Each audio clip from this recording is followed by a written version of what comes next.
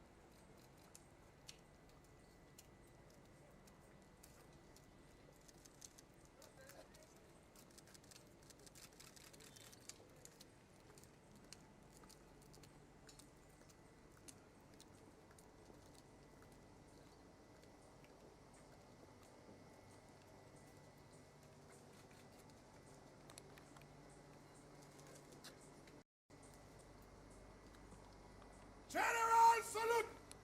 Present!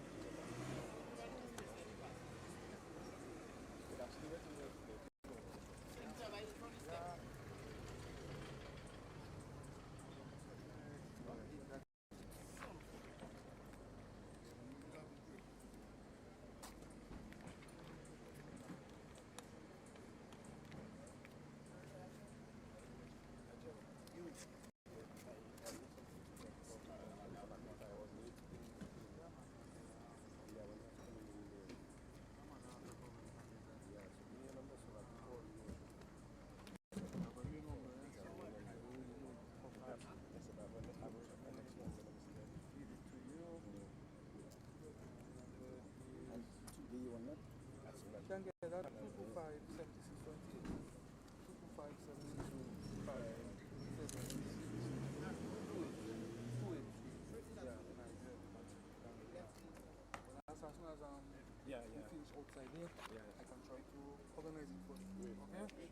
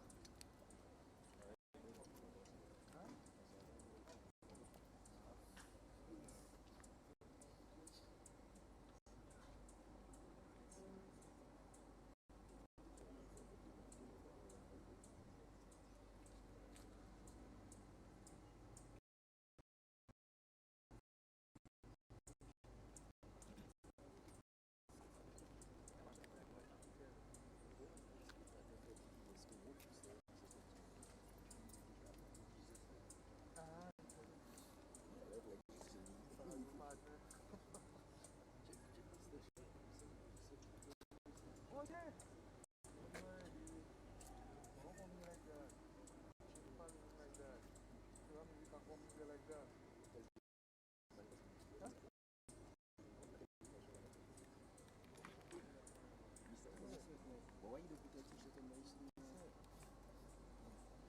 man that be in the other room over there. Yeah? That room there. I get this himself. You ever seen that? Huh?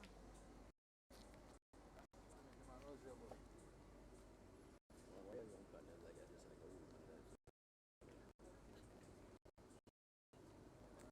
and then you start seeing a street. Like, you know, Why is this going on?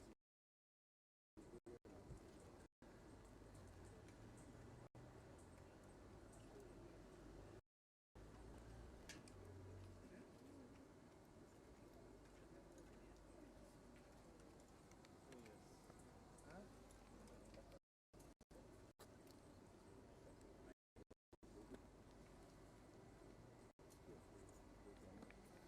Yeah, you just get to the sleep now about It's already the 3 4 months here. on.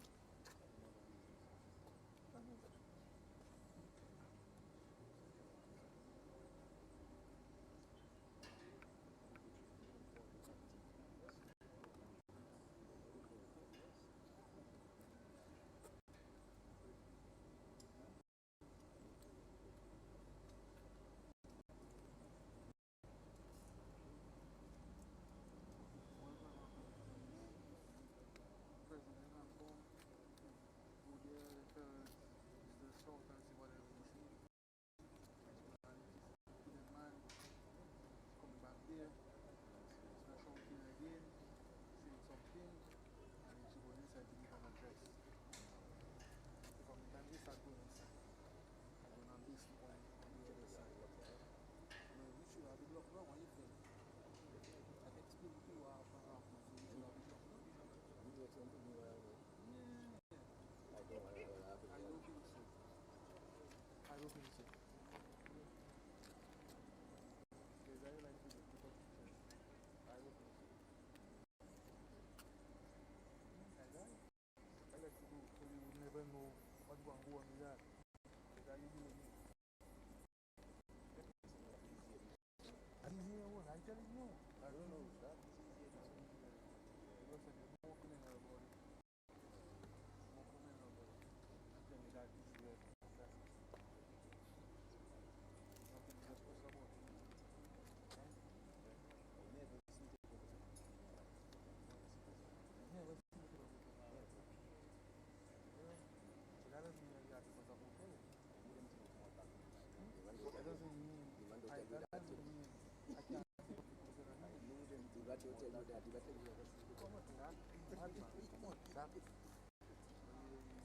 Disrespectful you for Mr. Nairobi. Mr. Man is just let you know.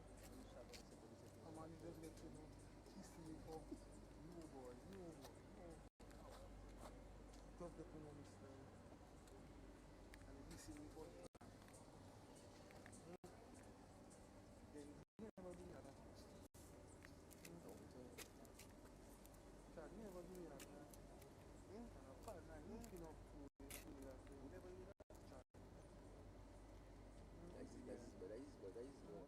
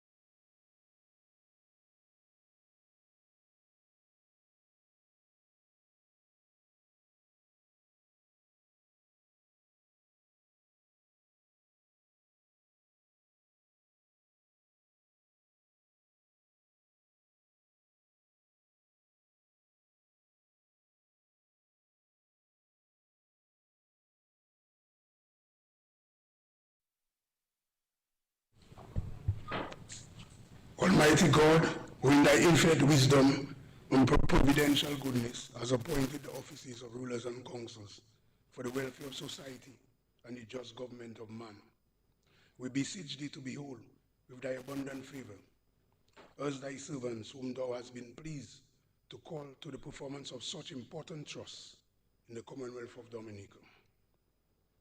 Let thy blessing descend upon us here in this parliament assembled, and grant that we may, and in thy presence, treat and consider all matters that shall come under our deliberation in so just and faithful a manner as to promote thy honor and glory, and to advance the good of those whose interests thou hast committed to our charge, all which we ask in the name and for the sake of our Lord.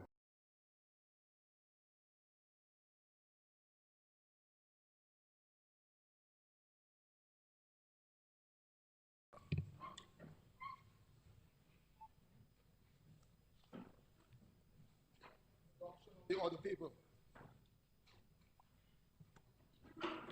Morning, Mr. Speaker. I move that the order paper be adopted as circulated. Seconded, Mr. Speaker. It has been moved and seconded that the order paper be adopted as circulated. Those in favor? Those against?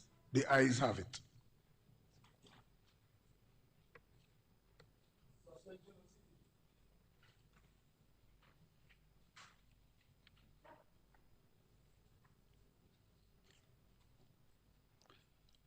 I now suspend the sitting in order to meet Her Excellency the President.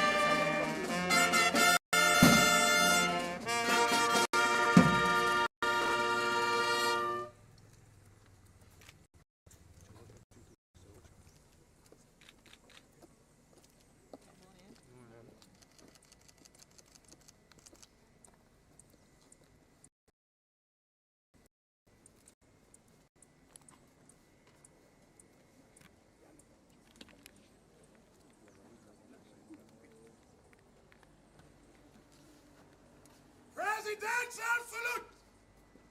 Present!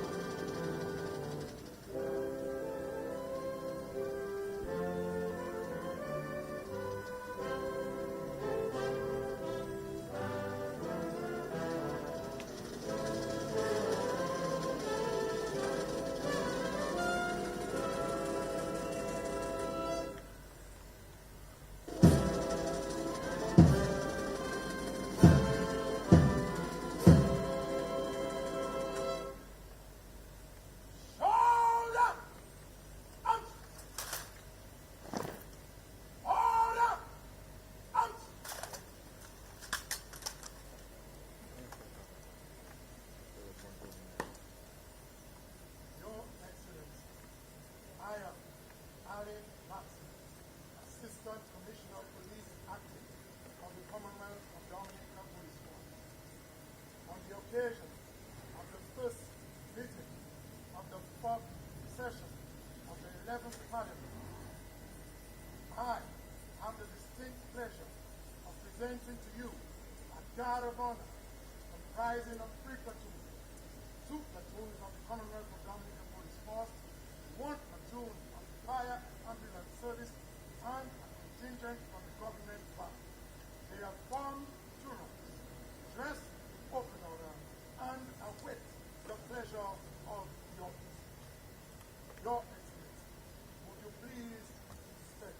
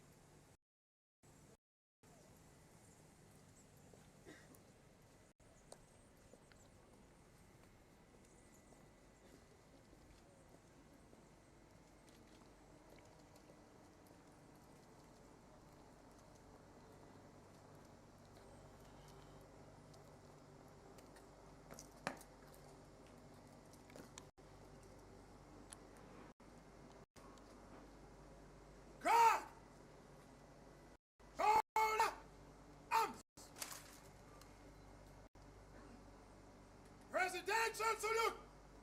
Present!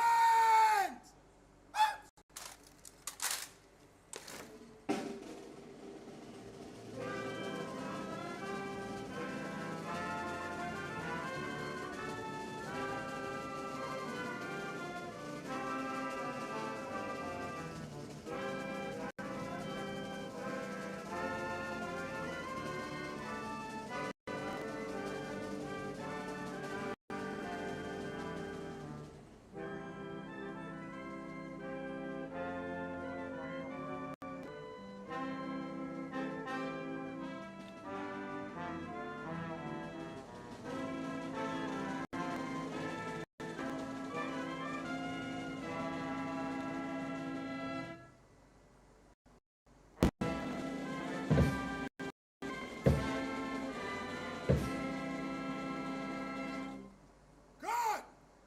Shoulder! Arms!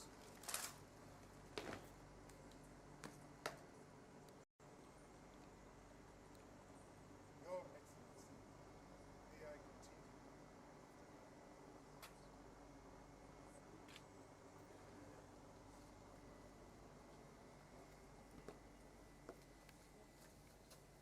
Guard! Order! Arms!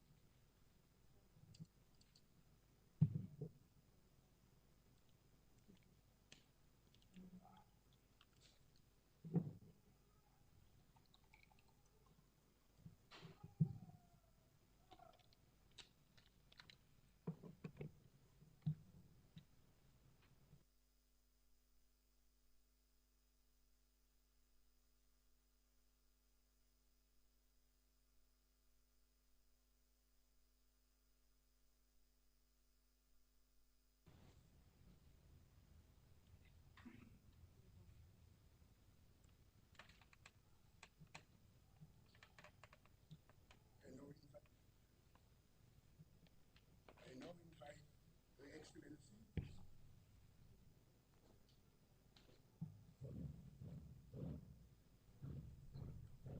I now invite Her Excellency to address this honorable House. Thank you, Excellency.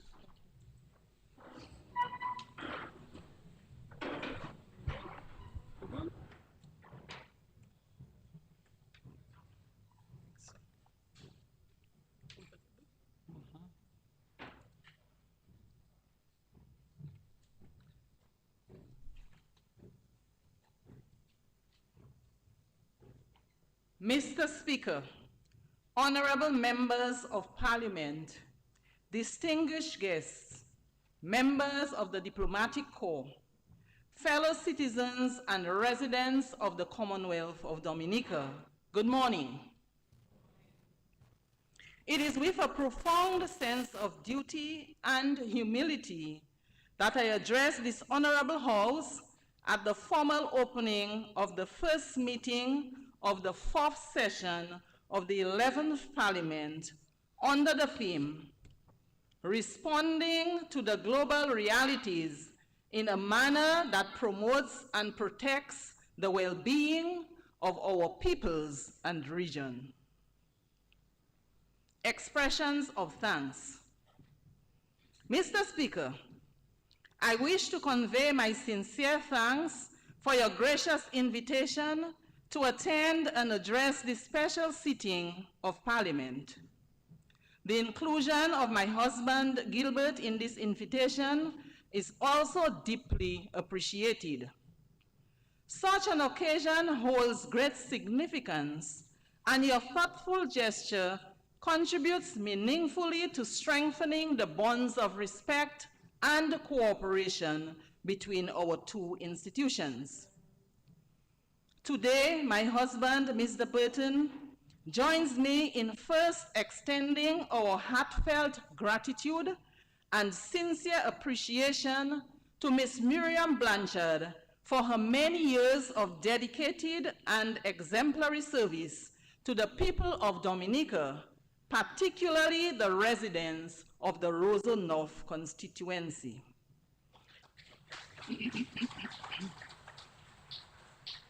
Having resigned as a Member of Parliament effective 12 June 2026 for medical reasons, Ms. Blanchard leaves behind an extraordinary legacy of commitment, integrity, and selfless public service.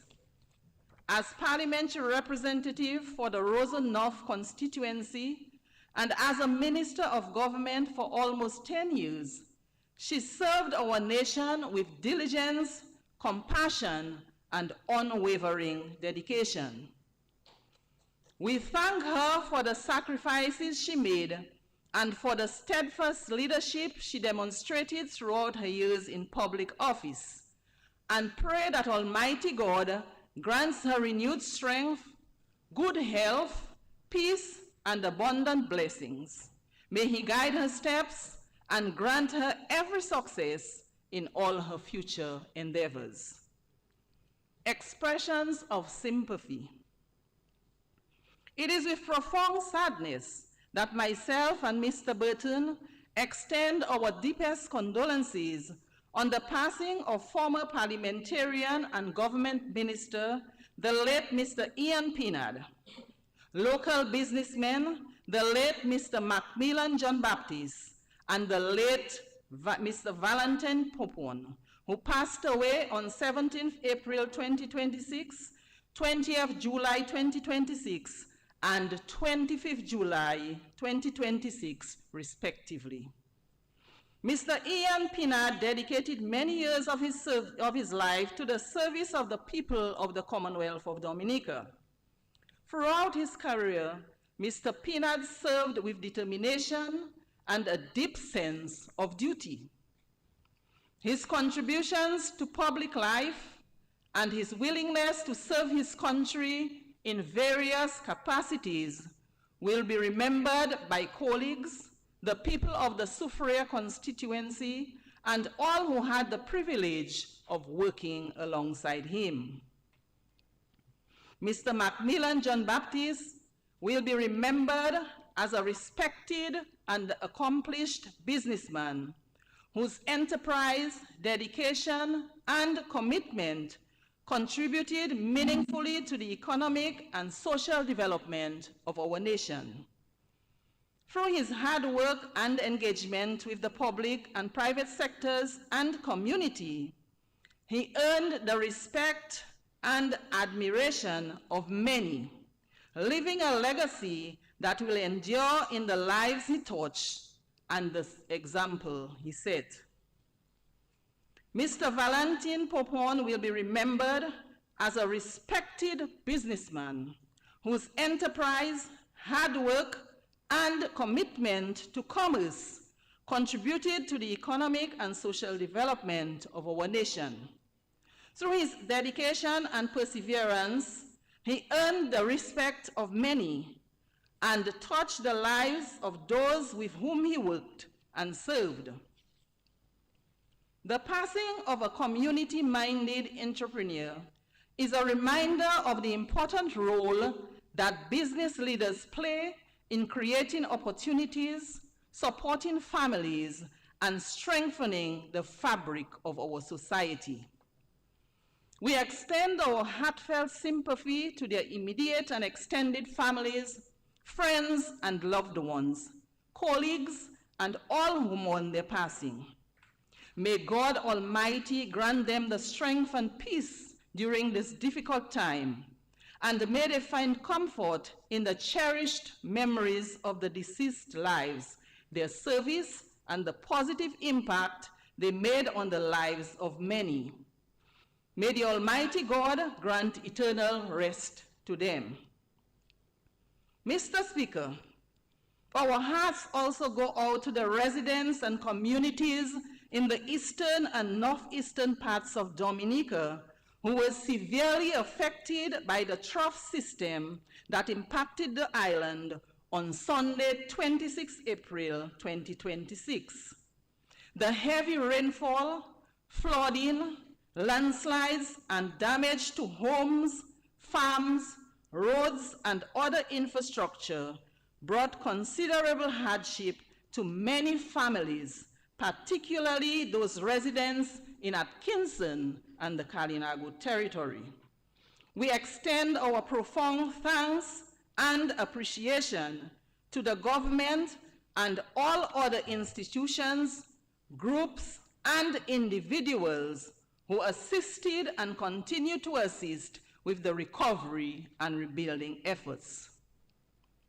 Mr. Speaker, the devastating fires in our capital city, Roseau, in March and again in May, which damaged and destroyed several buildings and businesses, were indeed heartbreaking. Please allow me to extend deepest sympathy and heartfelt solidarity to all the business owners, employees, families, and individuals whose lives and livelihoods were adversely impacted by this. Mr. Speaker, I also wish to express concern regarding the reported fire which destroyed several vehicles belonging to contractors engaged in the construction of the new international airport in Wesley. Incidents of this nature result not only in material losses, but may also have implications for business confidence and the timely advancement of projects that are important to our national development. I note that the fires in Roseau and the incident at the International Airport project site are matters currently under investigation by the Commonwealth of Dominica Police Force. It would be inappropriate to speculate on the circumstances surrounding these events while investigations remain ongoing. However, should it be determined that these incidents were the result of deliberate criminal acts, it is our expectation that those responsible will be identified and held accountable. Mr. Speaker, the protection of lives, property, businesses, and critical national infrastructure is a responsibility we all share. Acts that threaten public safety, undermine livelihoods, or impede national development have no place in our society and must be met with the full and fair application of the law. I take this opportunity to commend the firefighters, police officers, emergency responders, disaster management personnel, volunteers, and citizens who responded with professionalism, courage, and compassion during these difficult circumstances. Their service reflects the resilience and solidarity that continue to define the Dominican people. To all those who have suffered loss, we stand with you and remain confident in our collective ability to recover, rebuild, and move forward. Mr. Speaker, as a God-fearing nation, we must continue to reject violence, lawlessness, and the destruction of property, and instead uphold the values of peace, respect for the rule of law, personal responsibility, and mutual respect. These values are essential to the well-being of our communities and the continued progress of our nation.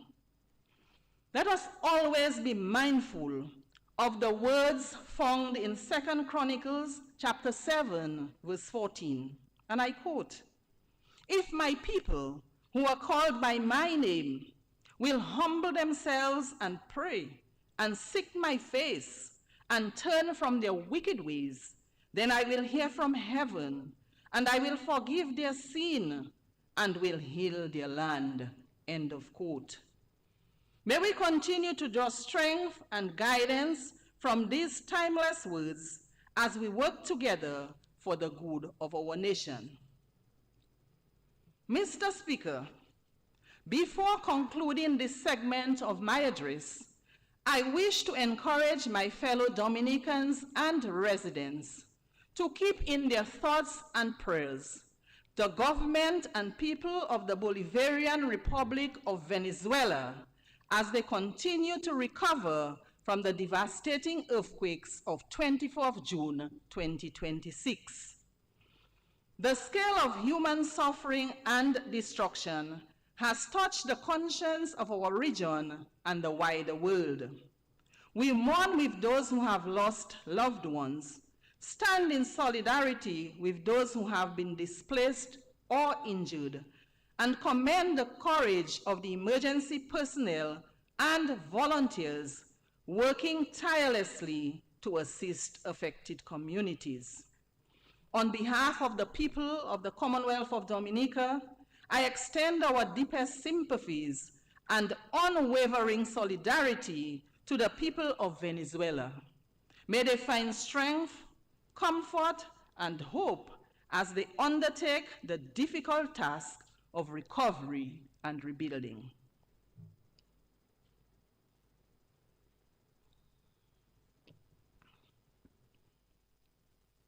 Introduction. Mr. Speaker, honorable members, we meet at a time unlike any other in recent history. Across the world, uncertainty has become the prevailing mood. The global community is navigating a period marked by innumerable challenges and a growing erosion of trust in institutions once thought to be unshakable. The world feels increasingly fragile and, for many, increasingly frightening. Yet, history reminds us that moments of great challenge also present moments of profound choice. The global reality. Mr. Speaker, geopolitical tensions, armed conflicts, humanitarian crisis, economic uncertainty, climate change, and rapid technological transformation continue to reshape the global landscape and affect nations large and small. For small island developing states such as Dominica, these realities are particularly significant. Climate change remains an existential threat, while rising costs of living, economic volatility, and external shocks continue to test our resilience. Across the Caribbean, recent natural disasters have once again reminded us of our shared vulnerabilities and the importance of preparedness, solidarity, and collective action. At the same time, technological advances are transforming how we live, work, and communicate. While these innovations offer tremendous opportunities, they also present new challenges that require wisdom, responsibility, and vigilance. In such an environment, isolation is not an option. The challenges of our time transcend borders and demand cooperation, partnership, and a shared commitment to the common good. Equally, we must resist the temptation to surrender to pessimism. Hope, resilience, and determination have always been the hallmarks of our people and remain essential to our progress. It is against this backdrop that we must chart our course as a nation and region, confident in our ability to adapt, united in purpose, and committed to building a more secure, sustainable, and prosperous future for all. The Dominican context. Mr. Speaker, as it relates to Dominica, these global pressures intersect with our own realities.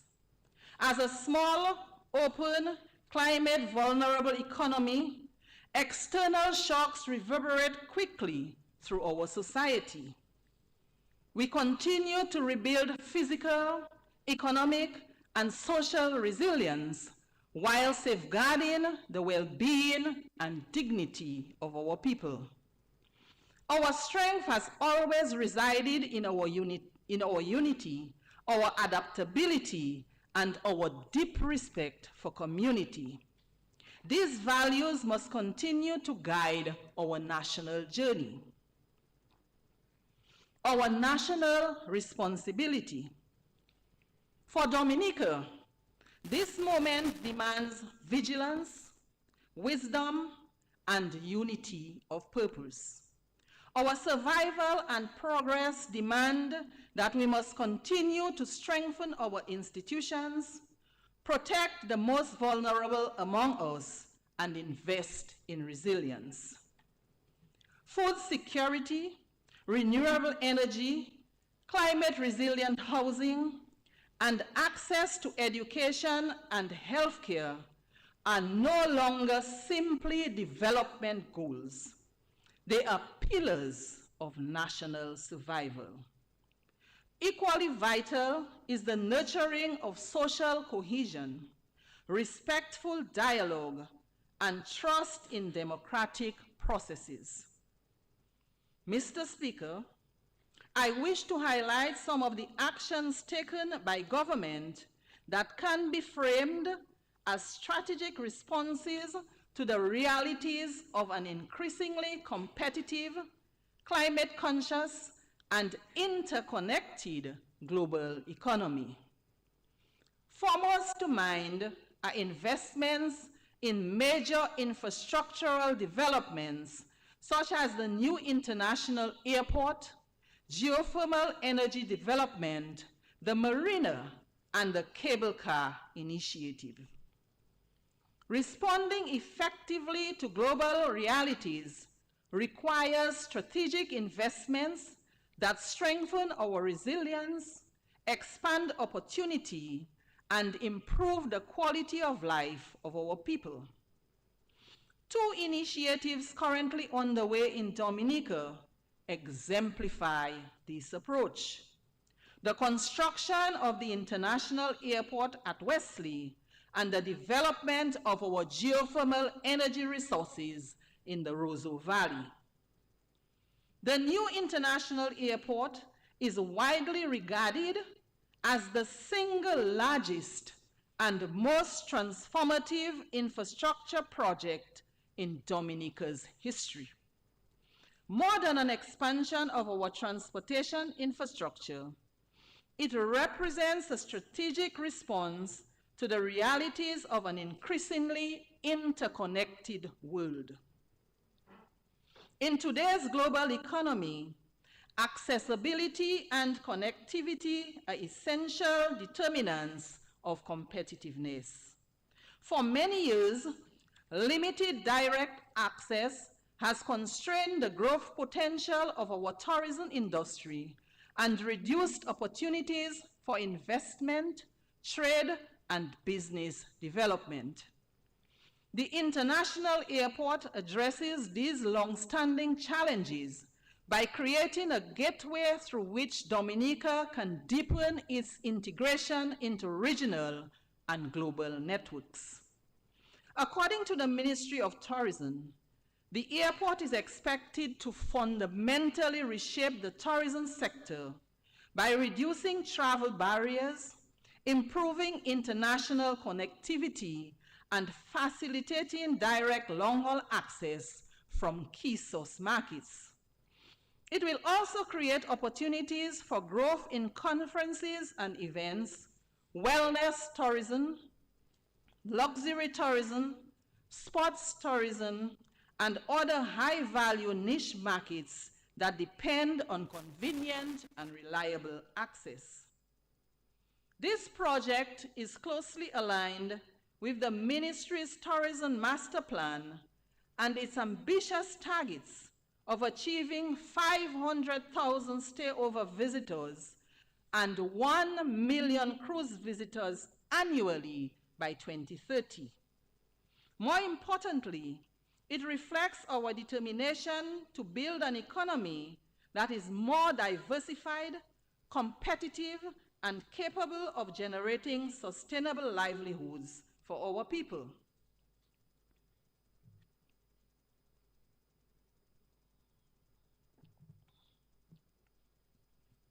Mr. Speaker, indeed, we are already witnessing the positive effects of investments aimed at improving air access and accommodating larger aircraft.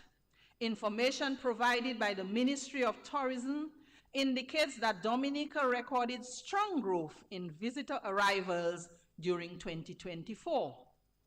Total visitor arrivals reached approximately 420,585, representing an increase of 8% over 2023 and 34% above pre-pandemic levels recorded in 2019. Stayover arrivals reached 83,976 visitors, reflecting growth of 12.5% compared with the previous year. These figures are encouraging indicators of confidence in destination Dominica and underscore the significant potential that expanded air access can unlock.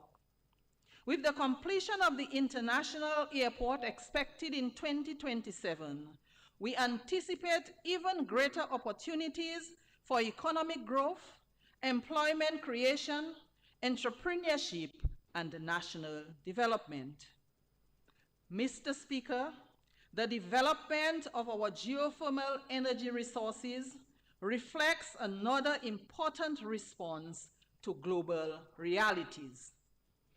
At a time when countries around the world are seeking to transition to cleaner and more sustainable energy systems while reducing exposure to volatile fossil fuel markets, Dominica has taken a bold and visionary step forward. I am pleased to note that the commissioning process for the 10-megawatt geothermal power plant in the Rosa Valley is completed and that full commercial operations began at the end of July 2026.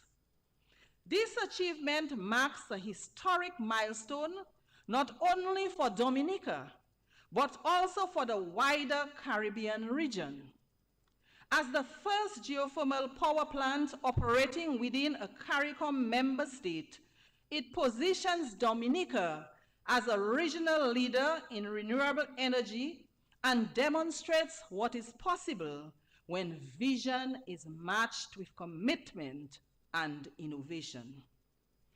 According to a status report provided by the Ministry of Foreign Affairs, International Business, Trade, and Energy, the plant is expected to supply approximately 75% of Dominica's electricity requirements at full capacity, substantially reducing dependence on imported diesel fuel.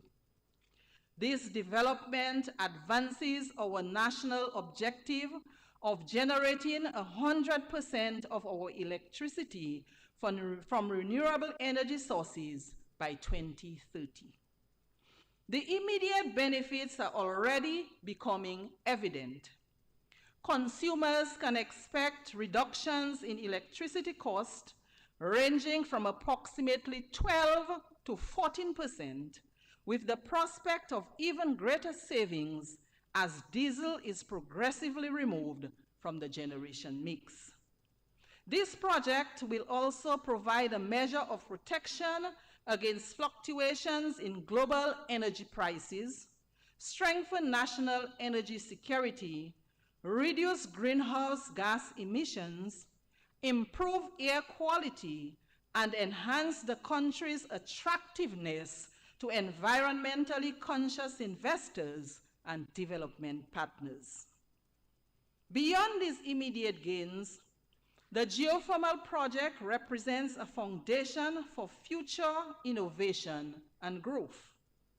Expansion plans include the addition of a further 5 megawatts of generating capacity, extension of the transmission network to the north, and exploration of opportunities such as electricity exports to neighboring territories, shore power solutions to support the decarbonization of maritime transport, and the development of green fuels.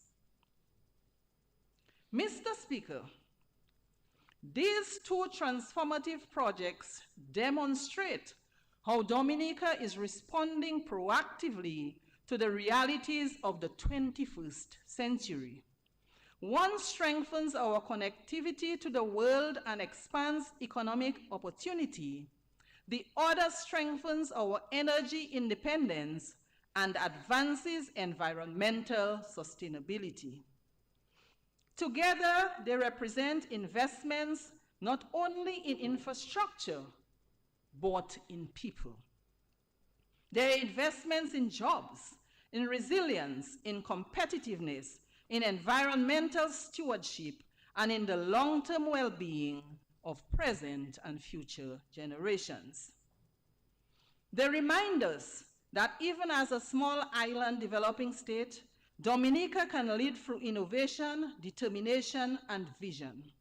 By embracing sustainable development, strengthening our resilience, and positioning ourselves strategically within the global economy, we are laying the foundation for a future that is more prosperous, more secure, and more sustainable for our people and our region.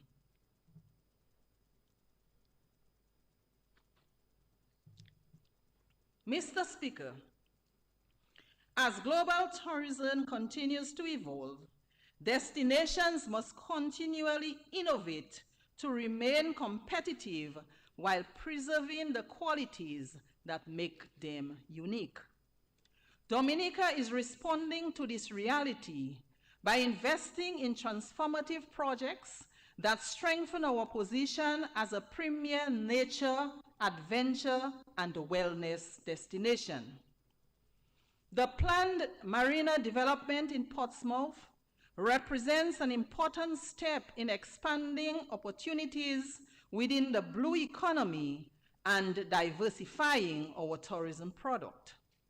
Modern marina facilities will enhance Dominica's attractiveness to the growing yacht and luxury tourism markets, creating opportunities for local businesses, generating employment, and stimulating economic activity throughout surrounding communities.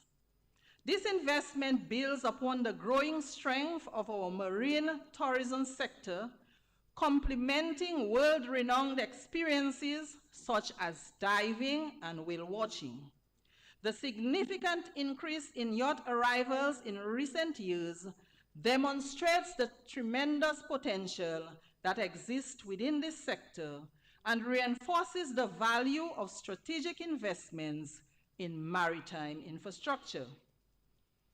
Mr. Speaker, equally transformative is the cable car project in the Roseau Valley. This project will redefine access to the Boiling Lake, one of Dominica's most iconic natural treasures, while preserving the integrity of the environment that makes our island unique. Upon completion, it is expected to establish Dominica as home to the world's longest detachable cable car system, creating a landmark attraction of international significance. Beyond its tourism value, the project symbolizes our determination to leverage our natural assets responsibly, creating new opportunities for economic growth while strengthening Dominica's global brand as the nature island of the Caribbean. Together, these initiatives reflect a broader vision for national development, one that embraces innovation, expands economic opportunity, strengthens resilience, and enhances the well-being of our people. A call to support local. Mr. Speaker, in an increasingly interconnected and uncertain world, national resilience begins at home. Supporting local is no longer simply a matter of national pride. It is a strategic imperative for economic security, sustainable development, and social well-being. Every time we choose locally produced goods, support a local enterprise, or invest in Dominican talent, we strengthen our economy, create opportunities for our people, and build greater resilience against external shocks. Supporting local means keeping more of our resources within our communities and fostering a culture of entrepreneurship and self-reliance.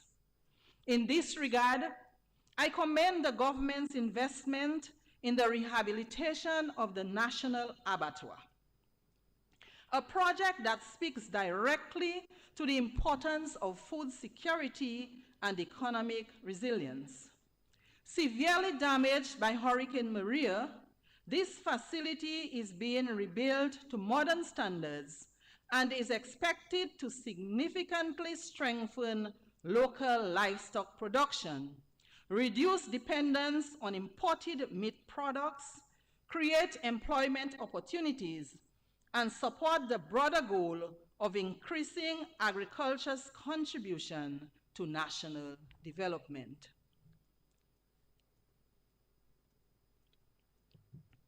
This initiative reflects a broader truth that strengthening local production is essential to strengthening national resilience. Mr. Speaker, the responsibility to support local, however, must be shared. While citizens are encouraged to choose local products and services whenever possible, producers must also remain committed to quality, affordability, and competitiveness. The most sustainable form of patriotism is one that benefits both producer and consumer. When local goods offer value, quality, and reliability, citizens will support them not only out of national pride, but also because they represent the best choice. By supporting local, we invest in ourselves, strengthen our communities, and contribute to a more resilient, prosperous, and self-reliant Dominica. Non-communicable diseases, NCDs, and national well-being. Mr. Speaker, as Dominica continues to invest in transformative projects that will expand economic opportunities and improve our quality of life, we must also recognize that our greatest national asset is our people. The benefits of development can only be fully realized if we are healthy enough to participate in and contribute to our nation's progress. It is therefore with a sense of urgency that I once again draw attention to the growing challenge of non-communicable diseases. Despite increased awareness, conditions such as diabetes, hypertension, heart disease, cancer, and obesity continue to affect far too many of our citizens and remain among the leading causes of illness and death in our country. The latest health surveillance data from the Ministry of Health, Wellness and Social Services indicate that between 2020 and 2025, more than 600 new cases of diabetes, over 1,100 cases of hypertension, and nearly 600 cases of cancer were diagnosed in Dominica. For a nation of our size, these figures are deeply concerning and serve as a stark reminder that non-communicable diseases remain one of the most significant threats to the health and well-being of our people.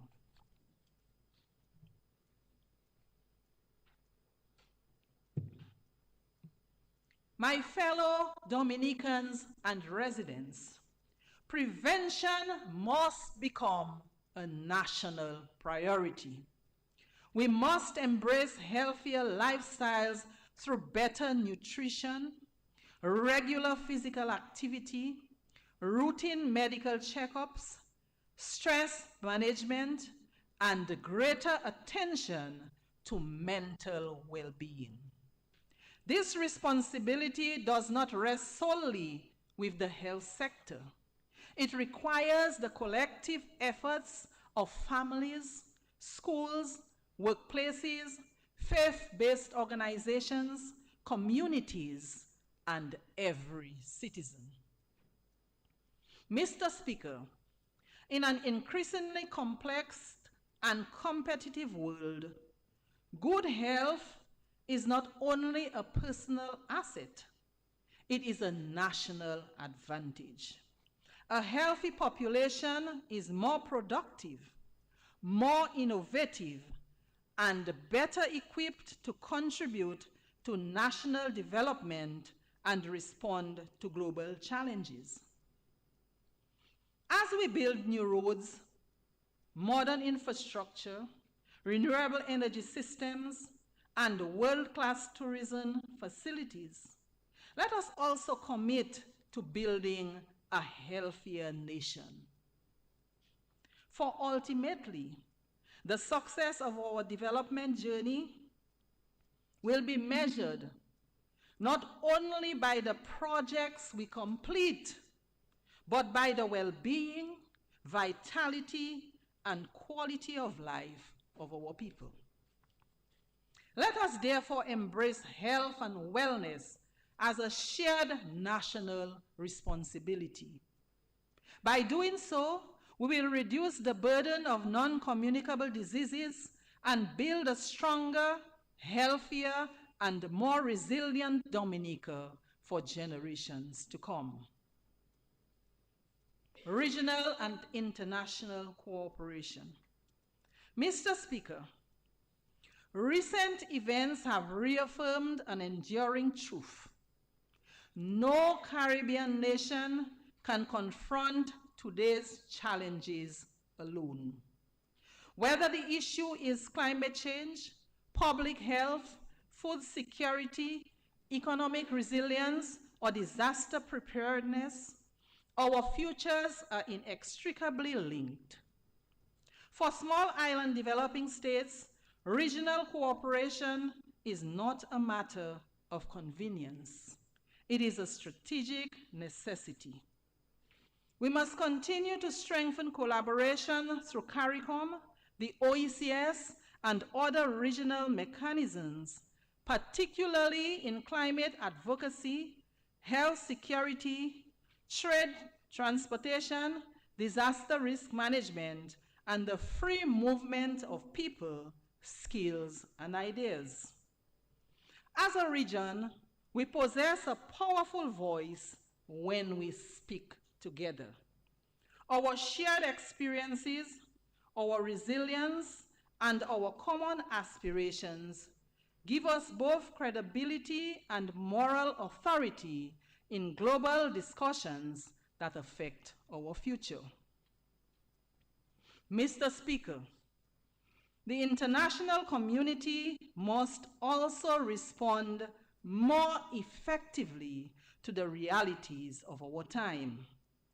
Recent global crises have exposed vulnerabilities within international systems established to promote peace, development, and prosperity.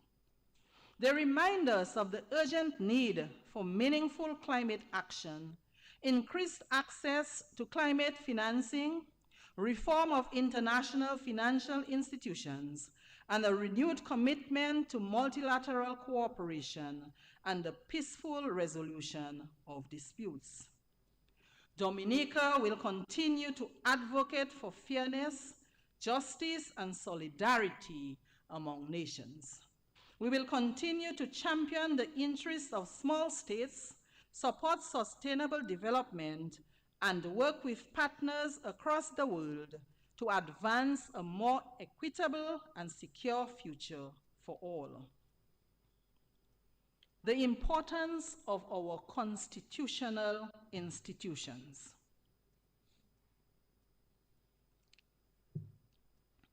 Mr. Speaker, as we confront the challenges and opportunities of a changing world, we must also recognize that national resilience depends not only on strong economies and modern infrastructure, but also on strong institutions. The Constitution of the Commonwealth of Dominica provides the foundation upon which our democracy, governance, and rule of law are built. The institutions established under that Constitution, including the office of President, play an essential role in safeguarding stability, continuity, and public confidence in the affairs of the state. The office of President occupies a unique place within our constitutional framework. It serves not partisan interests, but the nation as a whole. Through its constitutional responsibilities, the office contributes to the orderly functioning of government, the preservation of democratic norms, and the maintenance of constitutional governance. Respect for our institutions is therefore not merely a matter of protocol. It is a reflection of our commitment to democracy, the rule of law, and the principles that bind us together as a nation. As citizens, public officials, and leaders, we share a collective responsibility to uphold the dignity of our constitutional institutions and to strengthen public trust in the democratic system that has served our nation well. In so doing, we help ensure that Dominica remains stable, united, and well-positioned to meet the challenges of the future with confidence and purpose. A message of resolve. Mr. Speaker, honorable members, history will judge this generation not only by the challenges it confronted, but by the wisdom, courage, and determination with which it responded. We live in a time of great uncertainty, yet we must not allow uncertainty to diminish our confidence or weaken our resolve. While we cannot control every global force that shapes our world, we can choose how we respond. We can choose courage over fear, cooperation over division, and hope over despair. The story of Dominica has always been one of resilience, perseverance, and renewal. Time and again, our people have overcome adversity with faith, determination, and an unwavering commitment to one another. It is that same spirit that must guide us as we navigate the opportunities and challenges of our time. Mr. Speaker, honorable members, this honorable parliament bears a sacred responsibility to ensure that the decisions made within these chambers are guided by wisdom, fairness, integrity, and a steadfast commitment to the well-being of present and future generations. As you continue your deliberations, I leave you with the words of encouragement found in the book of Joshua chapter 1 verse 9, and I quote, "Be strong and courageous. Do not be afraid or discouraged, for the Lord your God will be with you wherever you go." End of quote. May these words inspire us all to serve with courage, humility, and purpose. May God's wisdom guide your deliberations. May unity strengthen your resolve. May peace and prosperity bless our nation. May God bless this honorable house. May God continue to bless the Commonwealth of Dominica, and may God bless and keep us all. I thank you for the courtesy of your attention. Thank you.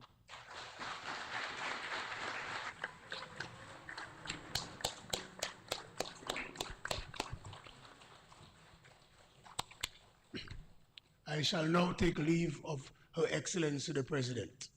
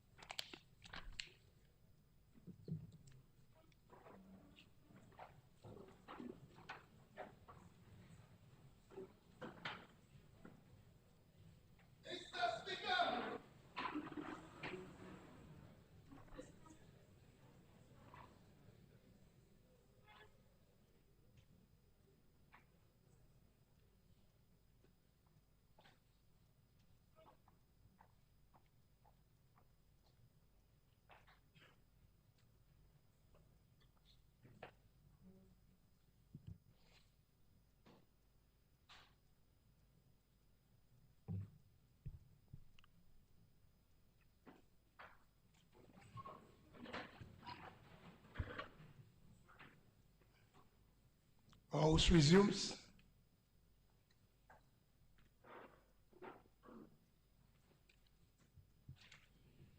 Mr. Speaker, I move that a message of profound thanks before the to Her Excellency the President on what I believe all of us will agree was a very appropriate and timely address to the Parliament and the nation of Dominica. And I do hope that we will all receive in the country a copy of Her Excellency's speech so we could digest it a bit more. Thank you. Second. Second. Motion. The question is that a message of thanks be forwarded to Her Excellency the President. Those in favor? Those against? The ayes have it. Obituary and congratulatory remarks.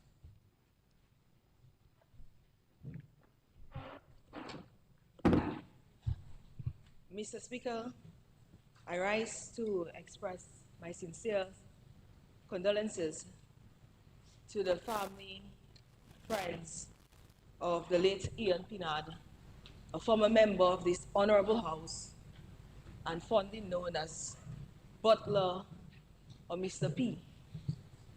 Mr. Pinard was a true patriot and he really loved this country. He served with great commitment and passion, whether it was at the La Salette Credit Union, as Minister of Public Works, at the National Lotteries, at Petrocarib, or DASPA. He was also a true comrade and an integral part of the Dominica Labour Party movement from since 1999 to his final hour. And he served as parliamentary representative of the Soufriere constituency. He served our people with distinction and will always be remembered for his famous phrase, "Your seawall is coming." Mr. Pinard was also a true friend. He was always there he had a special group of friends called the Black Knights Crew. And no matter what they went through their lives, they could always come to him. And I believe that Pinard's greatest success was because he truly loved people. He was a great motivator, a good listener, and always encouraged one to elevate oneself. And I know that he has been greatly missed by my constituents and by myself personally, because we used to speak on a daily basis. I can tell you, Pinard was so committed to work that the day he passed, he spent his entire day at the International Airport Project, the director of ECA and IKO. That is the level of commitment he had to this country. He was also an excellent father. His children were the light of his world, and it's just sad that he'll not see them grow up during their most critical years. But I know that he truly loved his children and his partner. I will forever remember him, and we will find a way to permanently remember Mr. Pinard's contribution to the development of Dominica and the Soufriere constituency. But one of the things that truly blessed my heart is the outpouring of love after his death, and the way the constituents, the Prime Minister, the Dominica Labour Party Association came together to give him a beautiful send-off, Mr. Speaker. And even though Pinard liked nice things, so we are very pleased that we gave him an honorable send-off, Mr. Speaker, to his final resting place. Mr. Speaker, we know that he will always be with us, and I just continue, hope, and pray that we'll take example from his life, a life of dedication, a life of service, and a person that truly saw the best in someone. Pinard never used to complain. He'll say, you ask him for something, no was not in his vocabulary, he'll say, boy, I'll see what I can do. But he always tried to help, and he was truly helpful to also a lot of organizations within the constituency and beyond. So I just want to finally say that we will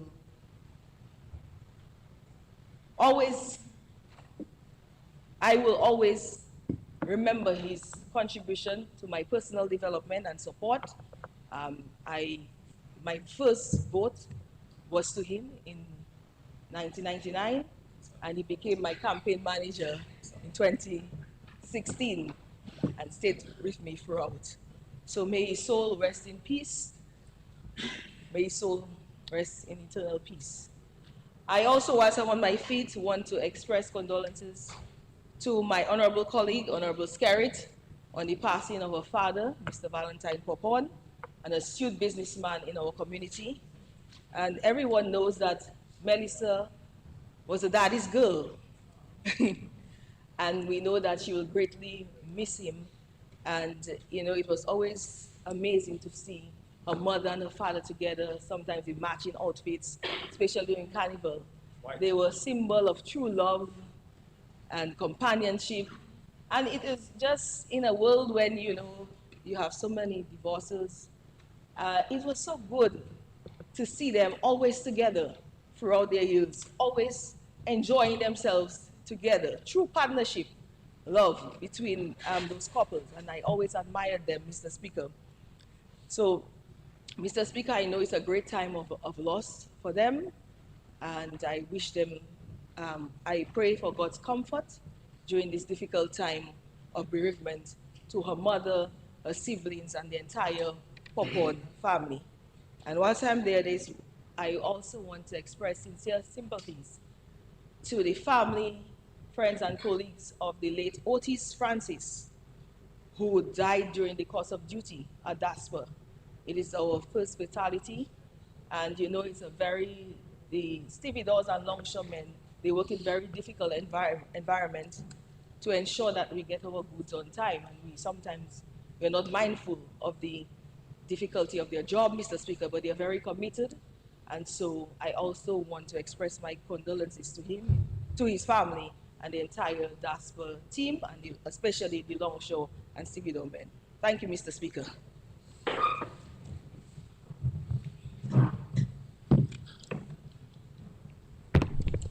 Mr. Speaker, by association, with your permission, I stand to the honorable member for Suffolk constituency. By association is from my community. So I feel obliged, therefore, to stand to express, firstly, my sympathies to the family and friends of the late great Honorable Ian Pinard. And while the Honorable Minister was speaking, I was sitting there in a moment of self-introspection, and it dawned on me that I had to say something, because I believe Ian Pinard represented a moment in the politics of this country that has actually paved the way to get us to know where we are now at a time when a number of young men actually took the risk and to give their life to country. And it's sad, it is very sad that at the age of 54, he went to the great beyond. And we're indeed lucky to have still the Honorable Prime Minister Vince Anderson. I don't want to call myself, I'm still around, we're still looking very young and strong.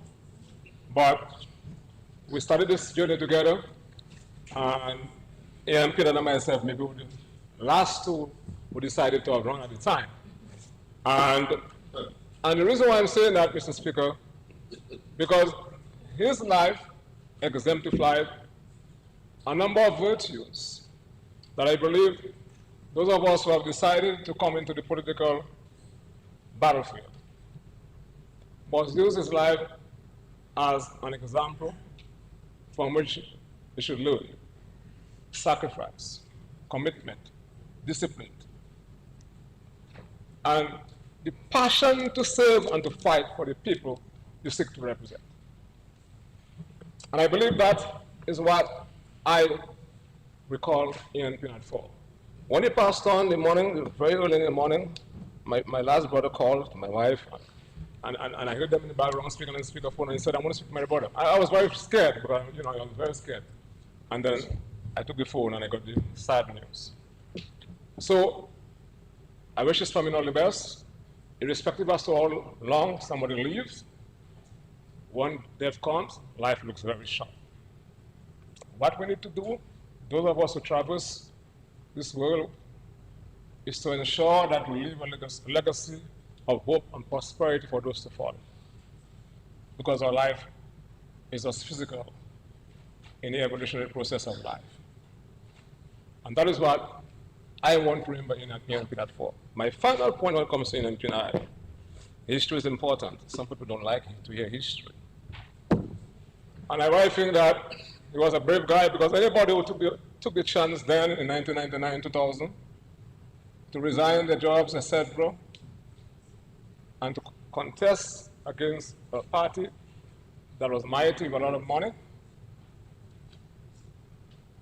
is about sacrifice. It's about believing and standing for something. And that the commitment and the reassurance to the people that you seek to represent, not they have your back, but you have their back. And I believe that's what the AMP stands for. Mr. Speaker, I want also to join my colleague minister to really, express my sympathy and that of my wife, and to the family and friends of Honorable Minister Popon. I've lost my both parents. And my father lived almost 90 or something. My mother died at 72. My mother and I were very close. And I have difficulty in going to funerals. And I'm saying it's not a nice thing. Your life is never the same after the passing of your parents. And I'm standing there because Mr. Popon represented something, his generation, that we too, current generation, must learn from. Laudable, noble, embracing industry and hard work. And the need to uphold and to preserve fundamental principles, some of them rooted in the Bible, embracing procreation, family. And I believe those things that we can laugh at one, but very importantly, those are virtues that they exemplify. And I can recall as a young detective, I was still a recruit. I bought my first jigger boots in 1985. In 1985, my first jigger boots in 1995 from my father's store. They used to give me discount. That's not jigger boots. So, you see? And so you had the buy trainees, you had barter, Continental Store, etc. And I believe it's for us, and generation now, and those who are after us, my God, to understand that those people who walk this earth before us represent the class, excellence, family, and those are things we need to learn from. And I believe that most importantly, and they still like Bel Scambuto, and Mao. And every time they dress, immaculately dressed in white. We forget that. In white. So may his soul rest in eternal peace, Mr. Speaker.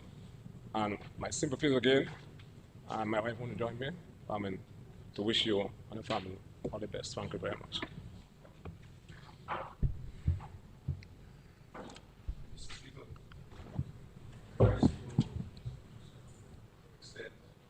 I rise to extend our condolences and solidarity to the government and people of Venezuela, and to the President of Venezuela, Her Excellency Delcy Rodriguez, on the catastrophic earthquakes which devastated the Venezuelan Bolivarian Republic of Venezuela. This is a huge task for the government of Venezuela to respond to, and we continue to pray for the leadership of Venezuela and for the people of Venezuela as they go through this most difficult period in modern history. The Venezuelan people are resilient people, they are resourceful people, and we have no doubt that they will recover from this disaster. We continue to hope that the international community will continue to extend its solidarity to the government and people of Venezuela in this most trying time. Anyone who knows history will know of the extraordinary generosity of the government and people of Venezuela, not only to us in Dominica, but nations all over. And I see His Excellency, the Ambassador of the Board of the Republic of Venezuela to Dominica in the gallery, and I want to say to him that the Venezuelan people are not alone, that we will continue to stand in solidarity with them as a people and as a country. Because at every period in our history, from the time we gained our independence in 1978, the Venezuelan people have been standing by our side. And the record of their contribution is rooted in every community in Dominica. And so we stand in absolute solidarity with the President of Venezuela and the government and people of Venezuela, and our prayers continue to reach out to them as they go through this most trying and difficult circumstance. I also want to remember the memory and the life of Honorable Ian Pinard, a very close friend of mine for more than 30 years, and someone who made a huge contribution to Dominica's development. He was a person who always loved hard work and who was always able to deliver. There's no time that I would have given Ian Pinard a task where I had to turn my back to see whether he was doing it. I could always rely on his ability to take on any task and to get it done in a very constructive, positive, and fulfilling manner. To his family, his children, and his entire family, we continue to pray for you, and we'll continue to stand in solidarity with you. And we pray for his soul, and we do hope that all of us will find courage and confidence in his contribution to Dominica and the impact which he had on every one of us who interacted with him over a period of time. I also want to extend condolences to the family of the late Macmillan John Baptist, a local businessman who made a huge contribution to Dominica's economic development, created jobs, and invested in Dominica. Someone who stayed in Dominica through all of its challenges, entire life in Dominica. And I have great regard for people who have stayed in Dominica, notwithstanding the challenges. Whether it's hurricane, whether it's attempted coup, whatever it was, Mr. Speaker, these people remain in Dominica, showed the confidence in our country, and also, in a sense, showed the gratitude for what Dominica has done for them. So our memories are. And of course, to the family of Otis Francis, a really unfortunate accident on the port. We mourn his loss. He was a diligent worker from all reports, and even if it's the first time it's happened, but it's something that we would have wished did not happen. But such is life, and we accept life as it is, and we pray for his family as they go through this challenging period. I also want to extend as not in my private capacity, but as the Prime Minister of the country, to thank everyone, for the extension of condolences to our family. At this time, my wife's father having passed away.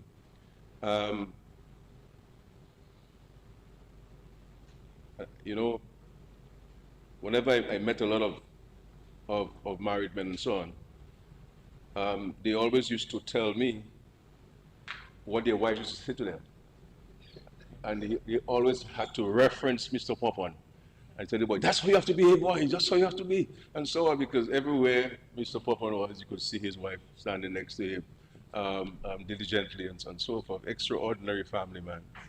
And I must say, Mr. Speaker, that I am confident, and I do not think I will be contradicted by anyone to say that I believe I had the best father-in-law in the world.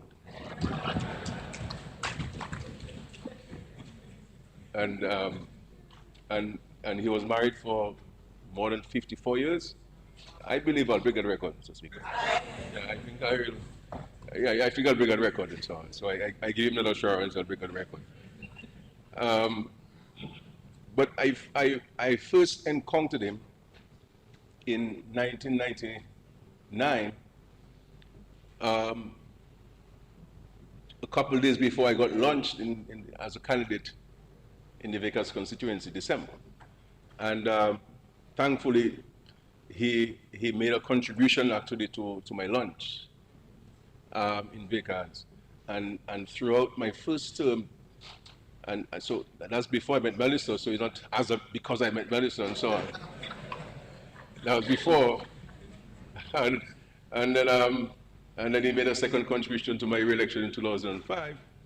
And then during my first term as power rep, you know, he would have made contributions to my back-to-school program, which I had as a power rep of Vickers, buying shoes for the less fortunate students in my constituency.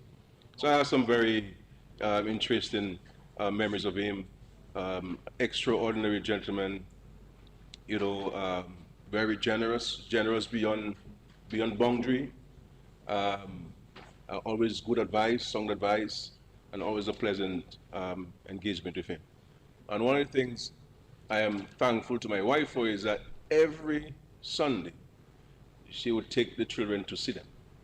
So for the entire life, they have been going to the home every Sunday to interact with the grandparents and so forth. And they had the greatest love and admiration for him. And of course, it was really reciprocal. I want to, you know, it's a very difficult thing for his wife to be somebody for so many years and the person no longer there. So one can appreciate the tremendous emotions. So we're very grateful for this, and for me personally, it was really an honor to have known him and be part of his family, and the impact he's had, you know, so positive and constructive. He will be laid to rest in August 8th at the cathedral. Thank you.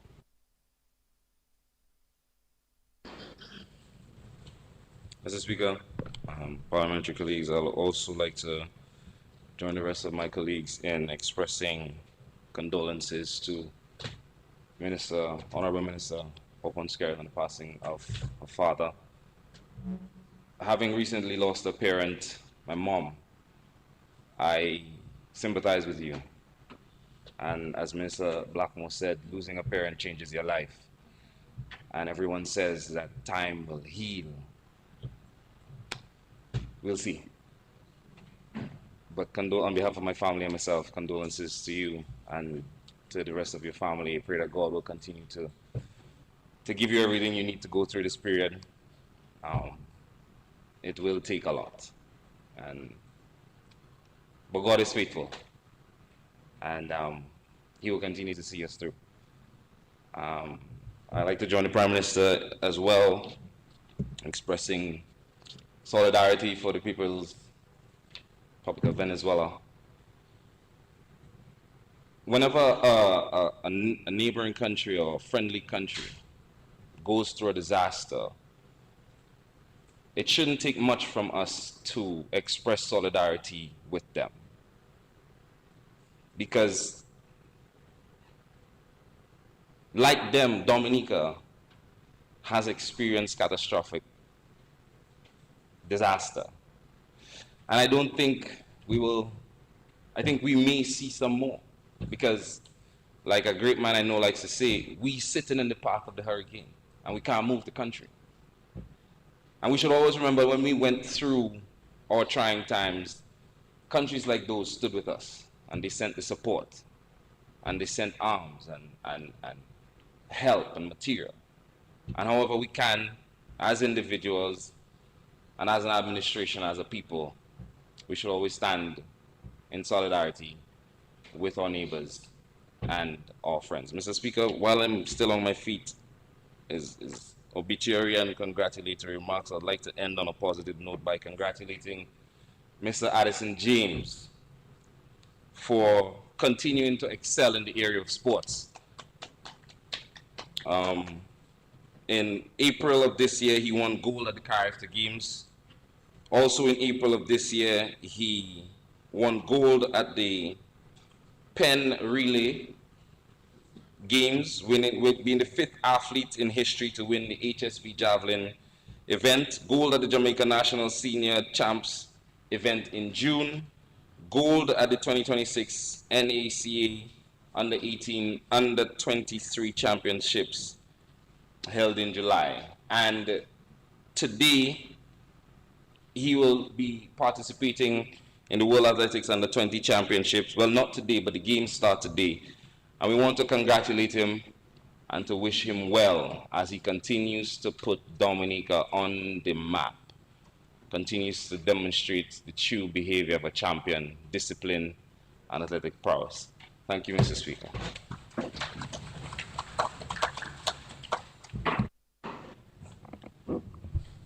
Honorable Lavin, then Opposition Leader, then Honorable Lockhart. May you pull it. Thank you very much, Mr. Speaker, and good morning to everyone in this honorable chamber. Mr. Speaker, I rise with a deep sense of pride and gratitude as I also recognize Addison James. 2 gold medals back-to-back Carifte Games. This is nothing short of outstanding, and we must all congratulate him in a most special way. I also seek to recognize Thea Lafont for, again,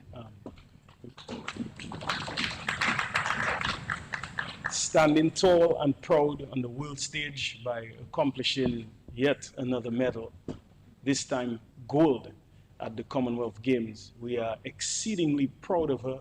She continues to be a flag bearer for Dominica and to raise us higher and higher on the world stage. Thea, we are extremely proud of you.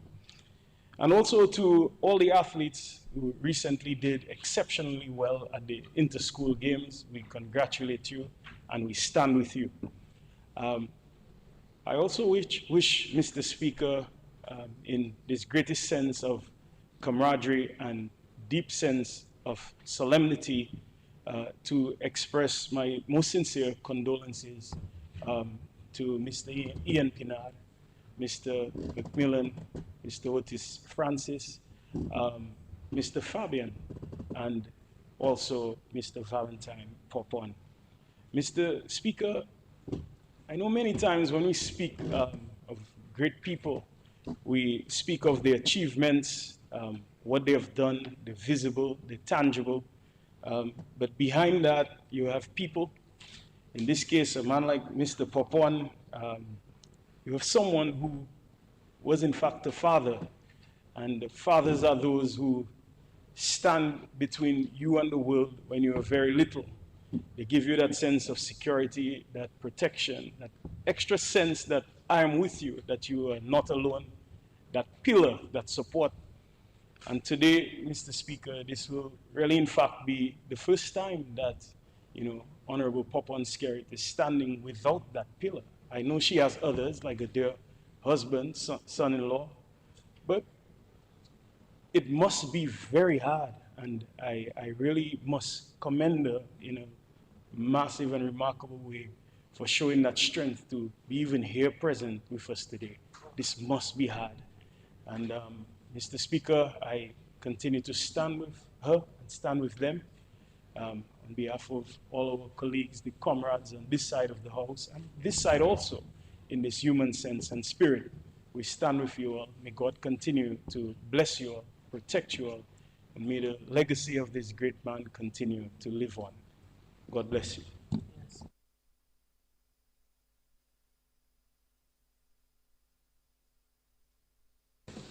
Mr. Speaker, I rise also to express my condolences to Honorable Melissa Skerrit. On behalf of the parliamentary opposition, we would like to extend our deepest condolences to Honorable Melissa Skerrit and her immediate and extended family on the passing of her father, Mr. Valentine Popon.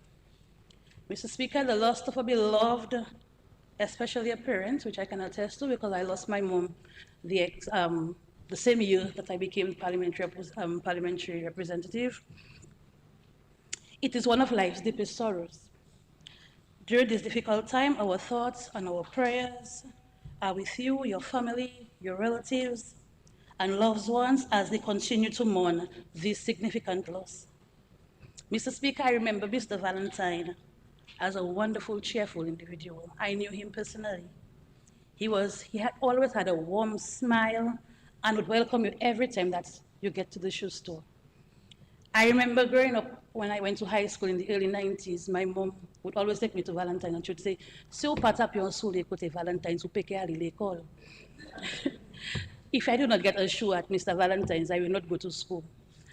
And every time I would always ask for like a discount, which he would always give. He was that much of a very nice person. And those words cannot ease the pain of such loss. I hope that the cherished memories and the support of family and friends will provide comfort in the days ahead. May his soul rest in peace. Mr. Speaker, while I'm on my feet, I would also like to extend condolences to the family and friends of Mr. Macmillan John Baptist, one of Dominica's longest serving fuel retailers. He was an exemplary businessman who was dedicated to serving the people of Dominica. Even at his age, Mr. Mack served his customers diligently, employed people, and contributed to the economy of Dominica. I remember Mr. Mack, he always called me, "Pretty nice lady." And I would say, "How are you, Mr. Mack?" And he'd say, "Well, I'm here, climbing up a greasy pole." And when I heard of his passing, it really touched me. Dominica's business community, and especially the petroleum sector, they have lost one who have gained much respect from all. His passing marks the end of a remarkable career, defined by hard work, perseverance, and decades of service to the nation. May he too rest in peace. Thank you, Mr. Speaker.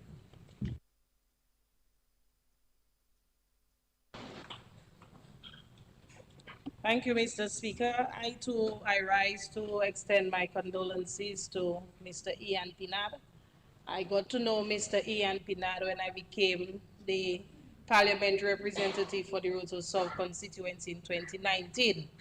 And he has always been a friend to the South.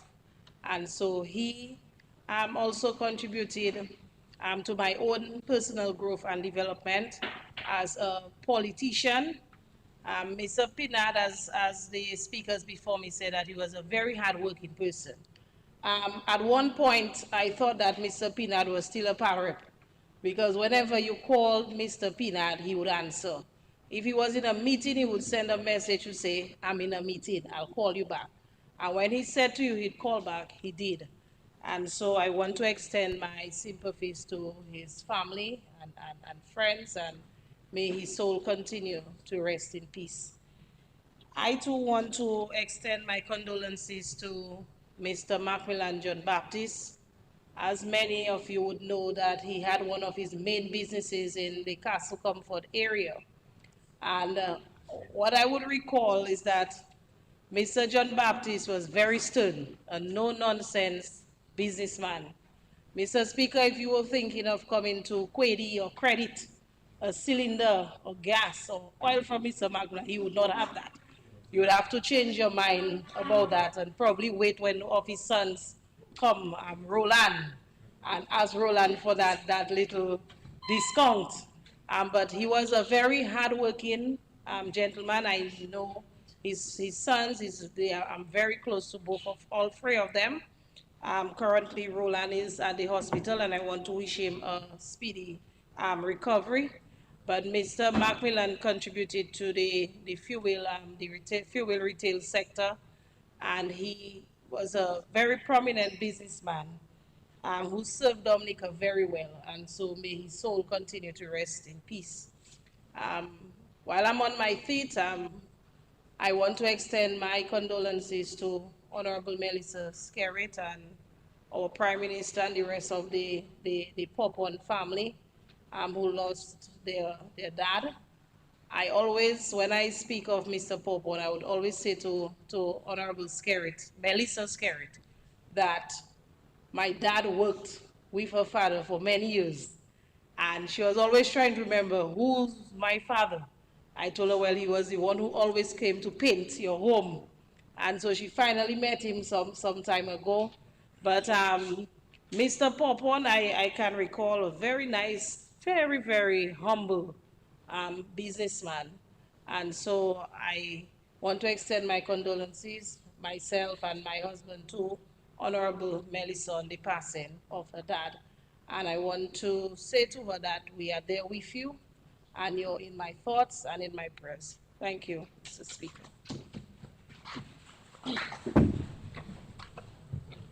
Alfred, then Honorable Defoe. Mr. Speaker, I stand on behalf of the government of Dominica to extend gratitude to the government of the Republic of China, of Cuba, for the investment in our human resource.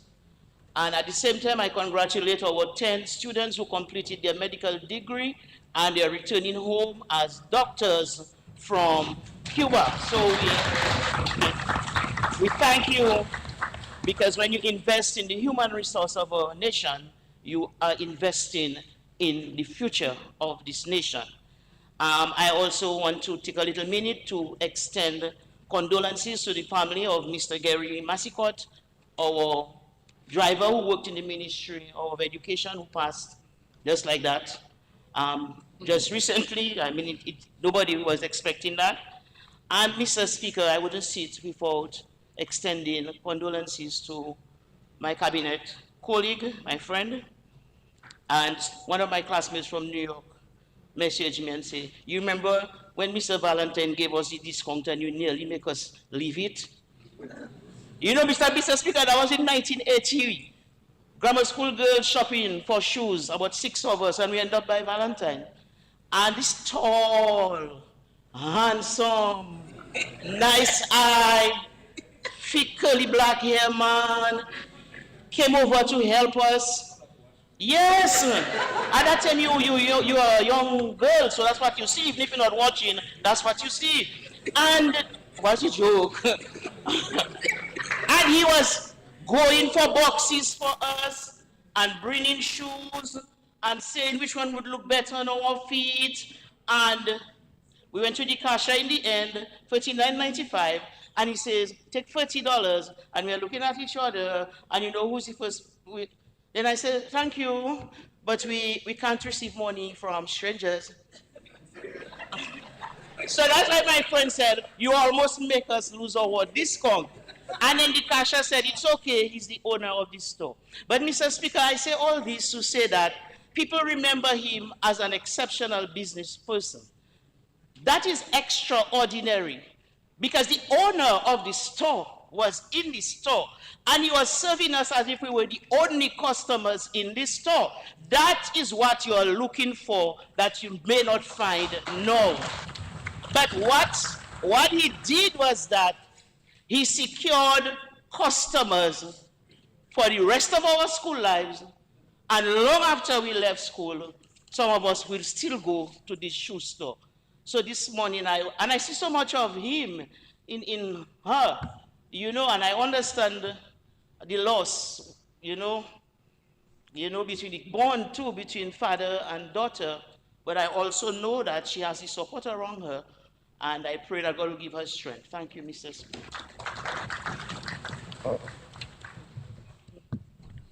Mr. Speaker,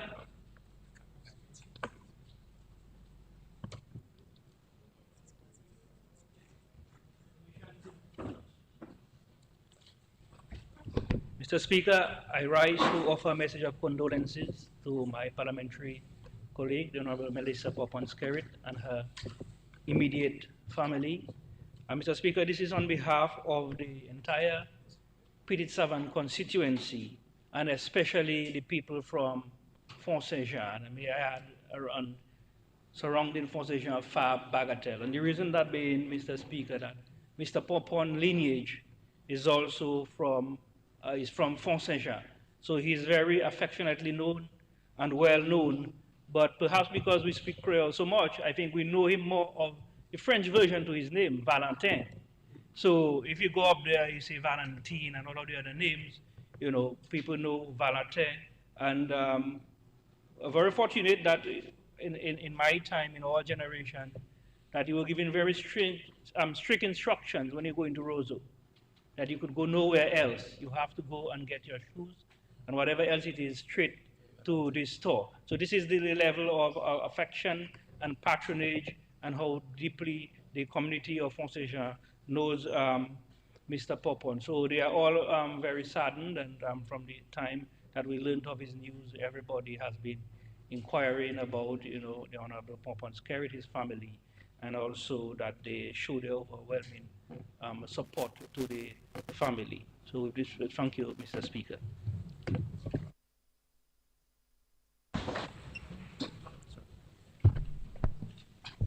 Thank you, Mr. Speaker. Mr. Speaker, I would like to express my sincere condolences to the family and friends of the late John Fabian, a national youth cricketer and a coach from the village of Kalibishi. I had the opportunity to play alongside John Fabian on the 19 level, and I must say that there was never a dull moment when John is involved. He was a very good, very decent all-round cricketer, and he brought life both on the field and off the field. And I just want to say, let's keep our prayers, let's keep the family and friends in our prayers, and I just want to wish everyone involved, including the members of the Cricket Association, the various clubs which he represented, and teams. I just want to reach out to them and ensure that they are okay. Mr. Speaker, I also want to join my colleagues in expressing my condolences to the Honorable Member for Rosa Central, Honorable Skerrit, on the passing of her dad. I personally lost my dad a few years ago, and it's not an easy road. So I just want to ensure that we can have them in our prayers, and of course, our former colleague, Ian Pinard, who was a very, very hardworking gentleman from our reports. I just want to say that let's keep them in our prayers and ensure that they're okay. Mr. Speaker, I also want to take some time to express our heartfelt congratulations to Addison James on securing yet another gold medal for Dominica, this time at the NACAP Championships in 2026. And just to say that Addison has become a household name in Dominica for his exploit in the sport of javelin. He continues to make us proud, and he has served as a source of inspiration for many young persons in Dominica. And we continue to recognize and appreciate the exploits of Addison James in the sport of javelin. And undoubtedly, Addison James is on a journey to greatness, Mr. Speaker, and obviously that journey will take a lot of hard work, a lot of determination, a lot of preparation, and of course, a strong mind and a support system. And to assist him in this journey, Mr. Speaker, the government will provide him with a monthly stipend to just meet some of the expenses of Addison James, and to ensure that he have the tools required to continue to train and represent us well on the regional and international stage. And furthermore, Addison James will also be appointed as the new sports ambassador effective September 1st, 2026. My call to Addison James is to continue putting in the hard yards, continue making us proud, and continue to fly the flag high.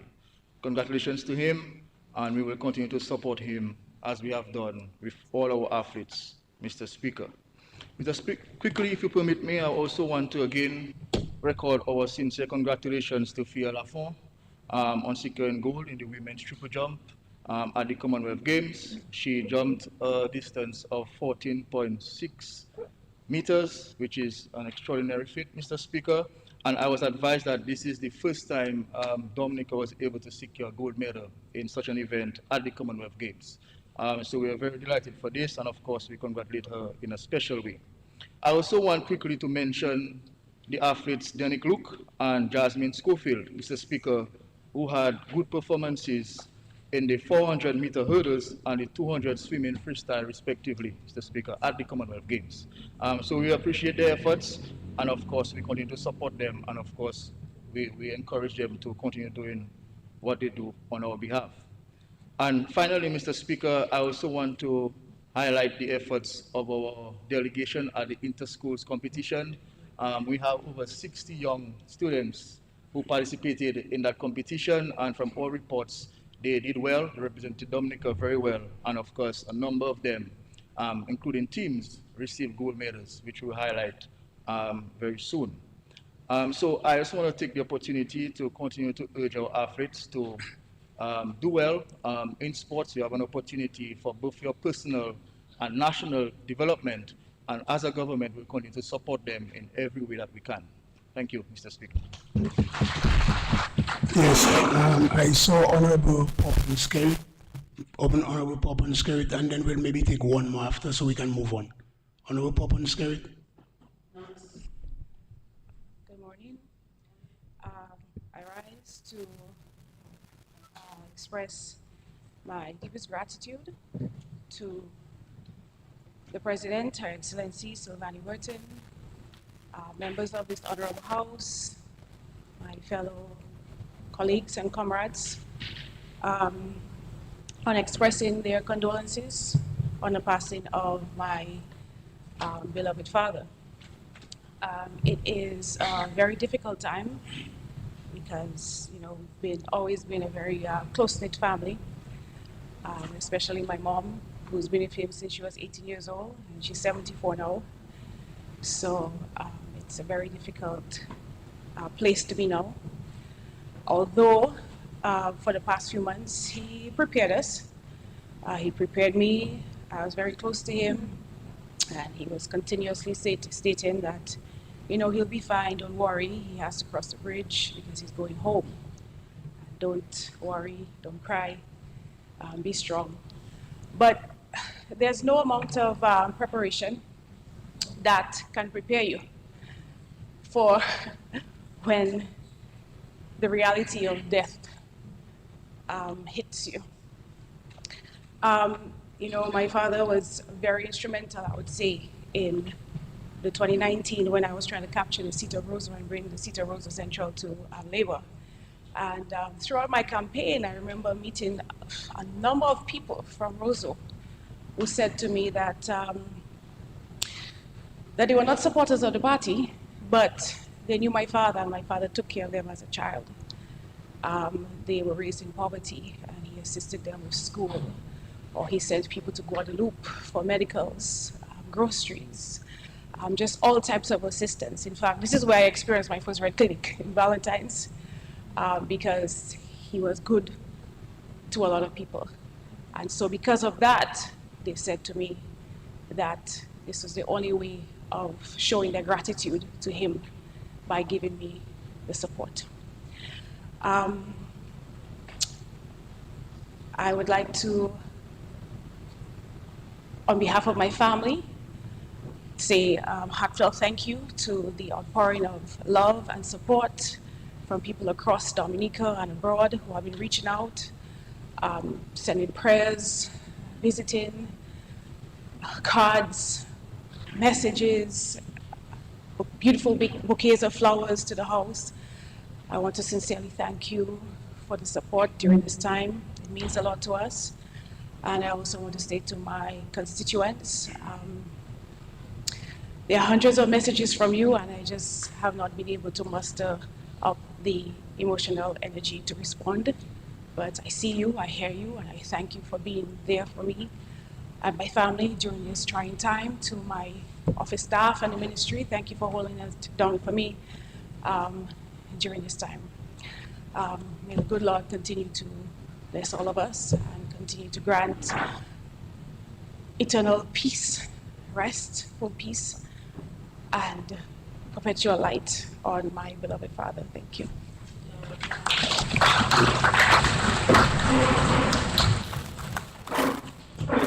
Yes, Mr. Speaker, I would like to send my sincere condolences to the family of Mr. Ian Pinard.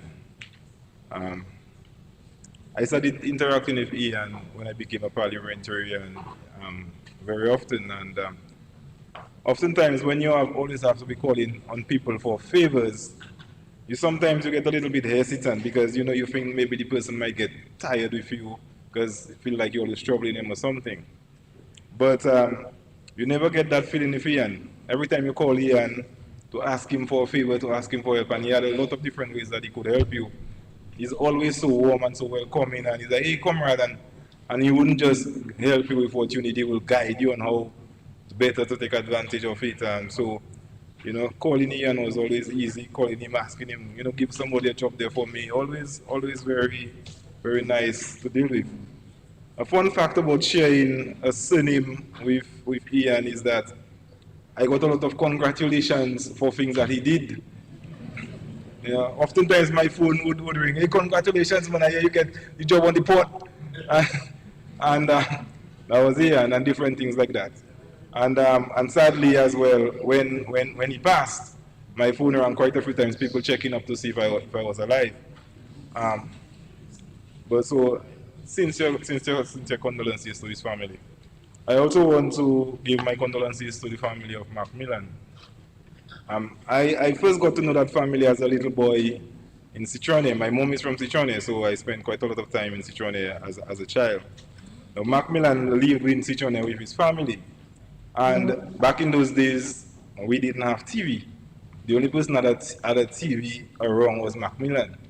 And what they used to do is they used to leave the window open by a big step, so all of us could pull up and watch TV through that window, and so on. And so I was very good friends with his sons, his three sons growing up, and up to today, we remain close. And so I just want to express my sincere condolences to them on the passing of their father. Obviously, I want to express sincere condolences to the family of Melissa Skerrit and Valentine Popone Skerrit, and the Honorable Prime Minister on the passing of their dad. If you're looking at the character of Melissa and her siblings, then you'll know that he did a remarkable job in terms of raising his family. And I feel for them, and I want to just say that may his soul rest in peace.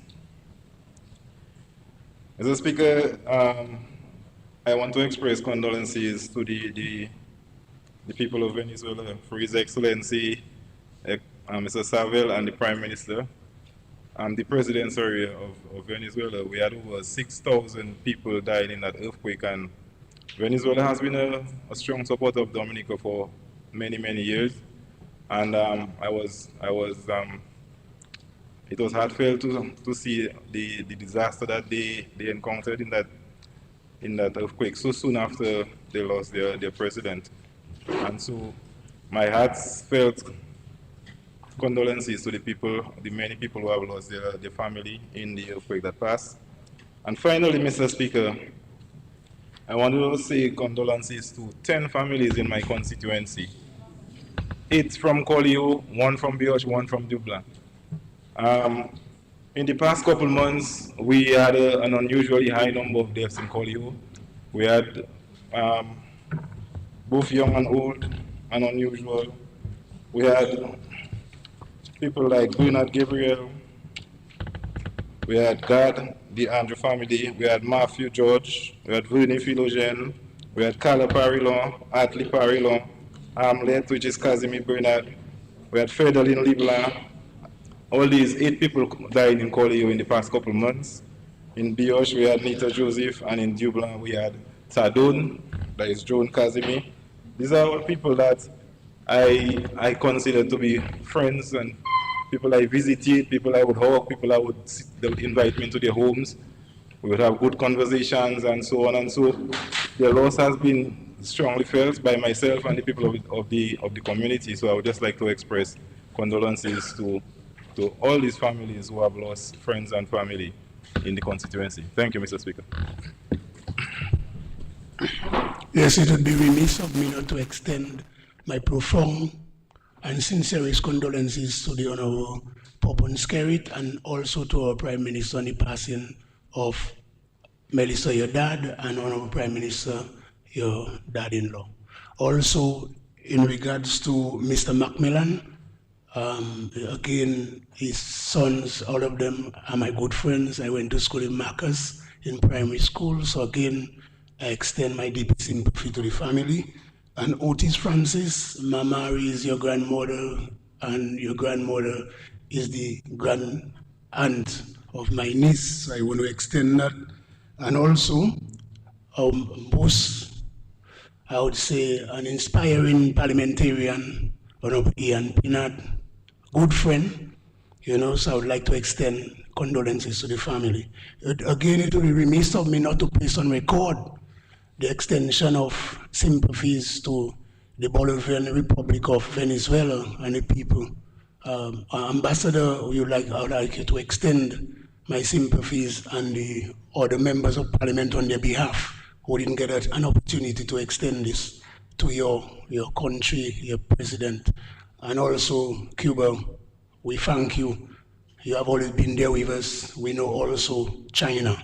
And we want to just extend our thanks. And finally, as a former sportsman, it would be remiss of me not to again big up our athletes, TLR4 and Addison James. Again, thank you.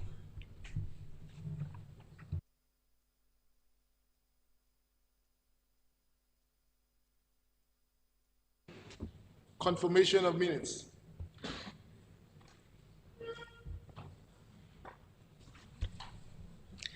Mr. Speaker, I beg to move that the minutes of the meeting of Friday, 11th April 2026 be confirmed as circulated. Mr. Speaker. It has been moved and seconded that the minutes of the meeting of Friday, 11th April 2026 be confirmed as circulated. Those in favor? Those against? The ayes have it. Announcements by Speaker. No announcement, we can proceed. Papers.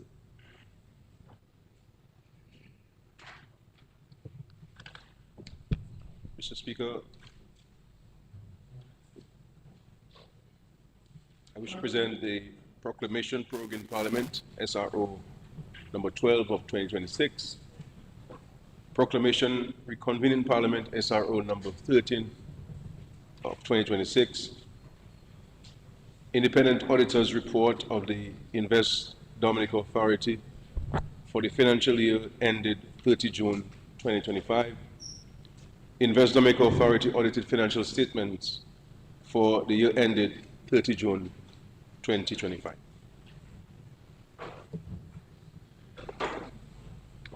Mr. Speaker, I beg to lay the following papers on the table.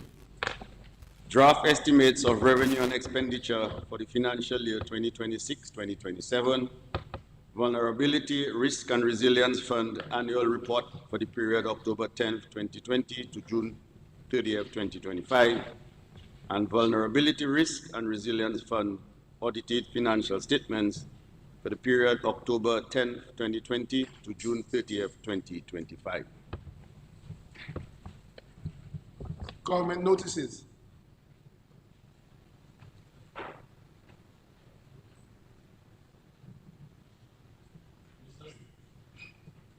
Mr. Speaker, I beg to give notice that at a later stage of the proceedings, I will be moving the motion and taking all stages of the bill shortly entitled 2026-2027 Appropriation Act 2026, standing in my name on the order paper. Statement by ministers. Public business, government business motion.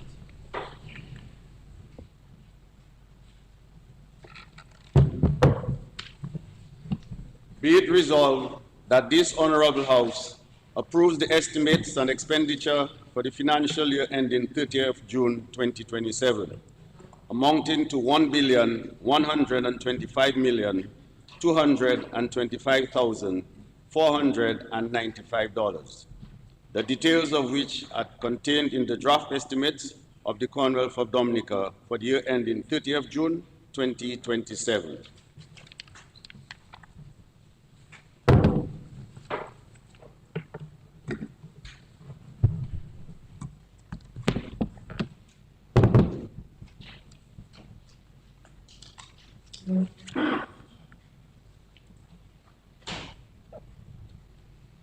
Mr. Speaker, thankful to the Almighty God for his continued protection, guidance, and blessings upon our nation. I greet the members of this Honorable House, invited guests, the people of Dominica, and all those listening here and abroad, as I present this year's fiscal year's budget. Mr. Speaker, I am grateful for the hardworking people of the Lord that the Lord has entrusted with the task of building this country. Our farmers, fishers, agro-processors, our public officers, police officers, teachers, nurses, doctors, and sanitation workers, our tradespeople, entrepreneurs, bus and taxi drivers, our entertainers and athletes, our students, and many volunteers have all played an important role in the remarkable progress our nation continues to make. Every budget presents an opportunity to account for our stewardship, while we respond to the needs of our people and continue to advance the work of national development. However, there are moments when changing circumstances demand a broader statement of direction. Such a statement must look beyond the immediate financial year. It must measure the distance we have traveled, identify the risk ahead, and prepare the country to seize opportunities that become only once in a lifetime. We find ourselves at such a moment. The world beyond our shores is being reordered in real time. Geopolitical tensions have disrupted energy markets and shipping routes. A new generation of trade barriers are emerging. Technology is changing the nature of work. Climate events are increasing in frequency and severity. Competition for investment, talent, and market access has intensified. Meanwhile, larger states and international institutions continue to revise the rules governing mobility, finance, and international cooperation. Mr. Speaker, for small island developing states, global events quickly become local realities. We feel the consequence that when fuel prices rise. We feel them when a container ship costs more to move. We feel them when imported food becomes more expensive.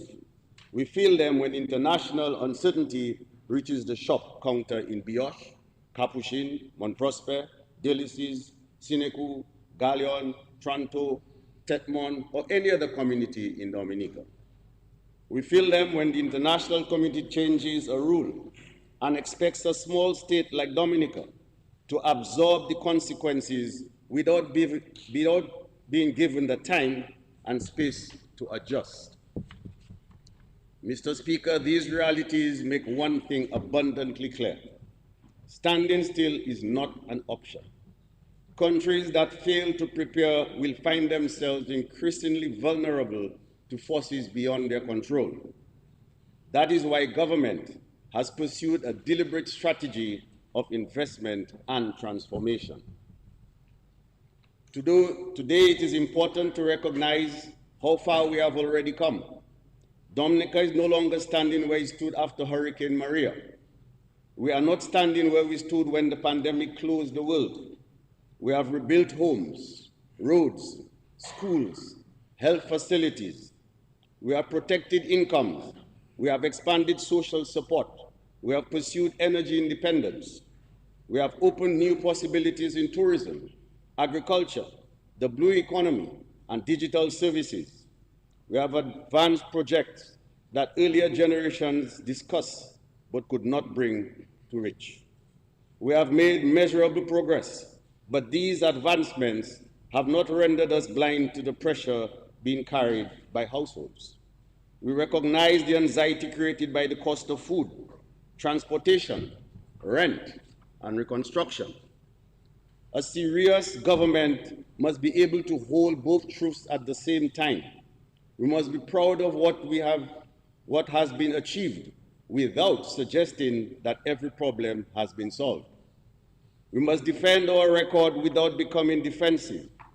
We must acknowledge pressure without surrendering confidence. Mr. Speaker, it is from this national position, our progress, our exposure, our assets, and our responsibilities that the theme of this budget arises. Protecting our progress, strengthening our independence, and securing our future.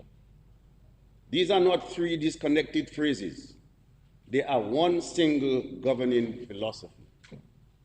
They describe the sequence by which a responsible government should act, protect the gains for which our people have already paid and sacrificed, strengthen the country's ability to stand on its own feet, and secure families against risks that may arrive without warning. By protecting our progress, we are safeguarding what the Dominica people have built: our homes, our businesses, our schools, our health system, our roads, our communities, our social protections, our international relations, and our fiscal stability. To strengthen our independence, we are called to produce more of what we consume, generate more of our own energy, increase foreign exchange from several sectors, continue to develop Dominican enterprise, and ensure that no single program, market, or external institution can determine the limits of our future. In securing our future, we must continue to prepare our people for the jobs of tomorrow, protect the vulnerable, manage our resources responsibly, strengthen institutions, and build resilience into every layer of national life. These three principles set the foundation on which this year's budget has been prepared. And so I begin with the macroeconomic performance and outlook for Dominica. Mr. Speaker, the performance of our economy shows that the strategy we have pursued in producing results and giving the country greater room to protect essential services and prepare for future shocks. According to the International Monetary Fund, that's the IMF, July 2026 publication of the World Economic Outlook, global growth in 2025 is estimated at 3.5%, while the Eastern Caribbean Central Bank indicated a 3% growth for the Eastern Caribbean Currency Union during that same period. However, Mr. Speaker, Dominica economic performance in 2025 exceeded both the global and the ECCU averages.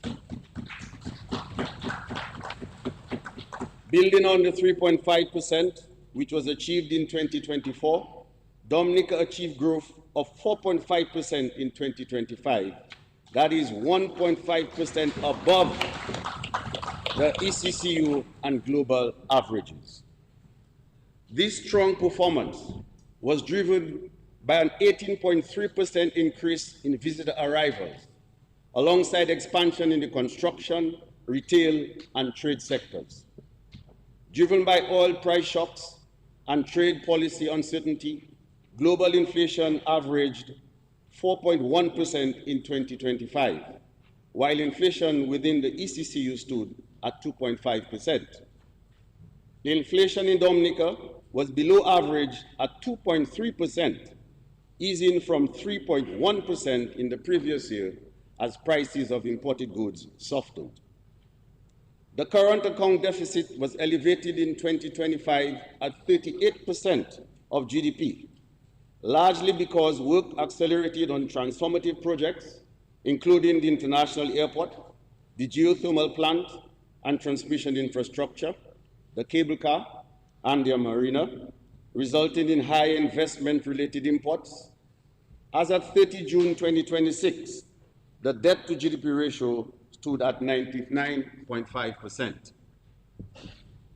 Mr. Speaker, government's fiscal balance has improved with a primary surplus of 1.8% for fiscal year 2025-2026. That is 0.8% higher than projected. This positive performance was driven mainly by a 7.6% growth in tax revenues. As we forge ahead, the IMF projects that Dominica's economy will expand by a further 3.1% in 2026. That is 0.1% above the 3% forecasted for global and ECCU economies. Inflation is projected to average 3% before easing towards a long-term norm of 2.2% by 2028. Total revenue for fiscal year 2026-2027 is estimated as follows. Tax revenue, 473.53 million. Non-tax revenue, 558.57 million, capital revenue 10 million, grants 117.55 million, a total of 1.16 billion. Government intends to use continued growth, stronger revenue, and greater public service efficiency to improve the fiscal position, raise disposable income, and reduce business costs. From 2026 to 2027, government commits to an annual primary surplus of at least 2% of GDP until the debt to GDP ratio declines to 60%. The current estimates project a surplus of 2.2%. That discipline preserves room to maintain essential services and respond to future shocks. Mr. Speaker, risk to the economic outlook remains significantly elevated. The persistence of extreme weather events over time continues to threaten projected economic gains, while ongoing conflict in the Middle East, a major oil-producing region, continues to place upward pressure on global energy prices, with consequential impact on food and other commodity prices. On the upside, our goal to transition to 100% renewable electricity generation by 2030 will reduce exposure to volatile oil markets. Digitalization of government service, improved connectivity, and a more diverse tourism product will also strengthen public services and support wider economic activity. Additionally, strengthening technical and vocational education will help close critical skills gaps in construction, manufacturing, and tourism, thereby improving productivity and expanding economic output. In 2026-2027, we will advance this agenda through prudent fiscal management, efficient expenditure, robust revenue collections, and productive investments. The capacity to protect our progress, strengthen our independence, and secure our future. These figures establish the fiscal setting. The budget now turns them into choices about what must be kept running today and what must be built for tomorrow. I therefore present the budget proposal for fiscal year 2026-2027, totaling EC 1.24 billion. Mr. Speaker, I propose a total recurrent expenditure of EC 675.1 million for fiscal year 2026-2027. It covers legally mandated expenditure and those required for the day-to-day operations of the state. For example, payment of public service salaries, utilities and rent, the procurement of supplies and equipment, maintaining our roads and operating our education, health, national security, and justice systems. Mr. Speaker, the proposed recurrent expenditure for each ministry and department is as follows. Office of the President, 1.6 million. Integrity in Public Office, 0.5 million. The Public and Police Service Commission, 0.5 million. The Legislature, 1.3 million. Audit Department, 1.2 million. National Security and Legal Affairs, 67.1 million. Electoral Office, 1.7 million. Office of the Prime Minister, 8.4 million. Ministry of Finance, Economic Development, Climate Resilience, and Social Security, 284.8 million. Ministry of Agriculture, Fisheries, Blue and Green Economy, 9.2 million. Ministry of Education, Human Resource Planning, Vocational Training, and National Excellence, 76.9 million. Ministry of Housing and Urban Development, 5.9 million. Ministry of Health, Wellness, and Social Services, 75.4 million. Ministry of Environment, Rural Modernization, Kalinago Upliftment, and Constituency Empowerment, 10.2 million. Ministry of Tourism, 27.1 million. Ministry of Culture, Youth, Sports and Community Development, 15.1 million. Establishment, Personnel and Training Department, 10.1 million. Ministry of Public Works, Public Utilities and the Digital Economy, 52.2 million. Ministry of Foreign Affairs, International Business, Trade and Energy, 19.7 million. Cabinet Office, 3.5 million. Ministry of Labor, Public Service Reform, Social Partnership, Entrepreneurship and Small Business Development, 2.7 million. Of the 284.8 million, or 42.2% of the recurrent expenditure, which is allocated to the Ministry of Finance, Economic Development, Climate Resilience, and Social Security, 122.2 million is for debt service payments, 47.3 million for gratuities and pensions to retired public officers, 75.2 million for marketing and due diligence services for the Citizenship by Investment Program, and 10.2 million for insurance coverage, including disaster risk insurance. The Ministry of Education, Human Resource Planning, Vocational Training and National Excellence received the second largest allocation, 76.9 million, or 11.4% of total recurrent expenditure. It will fund teachers' salaries, school operations, student transformation, uniforms and school feeding programs, services that support learning while easing costs on parents. These are not figures in a vacuum. They represent yet another demonstration of this government's commitment to education as a key driver of national development. The Ministry of Health, Wellness and Social Services will receive the third largest allocation of 75.4 million, or 11.2% of total recurrent expenditure.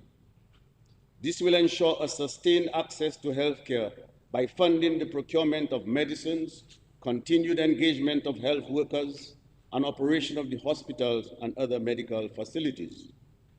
Additionally, 67.1 million, or 9.9% of total recurrent expenditure, is allocated to the Ministry of National Security and Legal Affairs. Public safety, border protection, law enforcement, and administration of justice are not buzzwords for this government. The safety of Dominicans matter.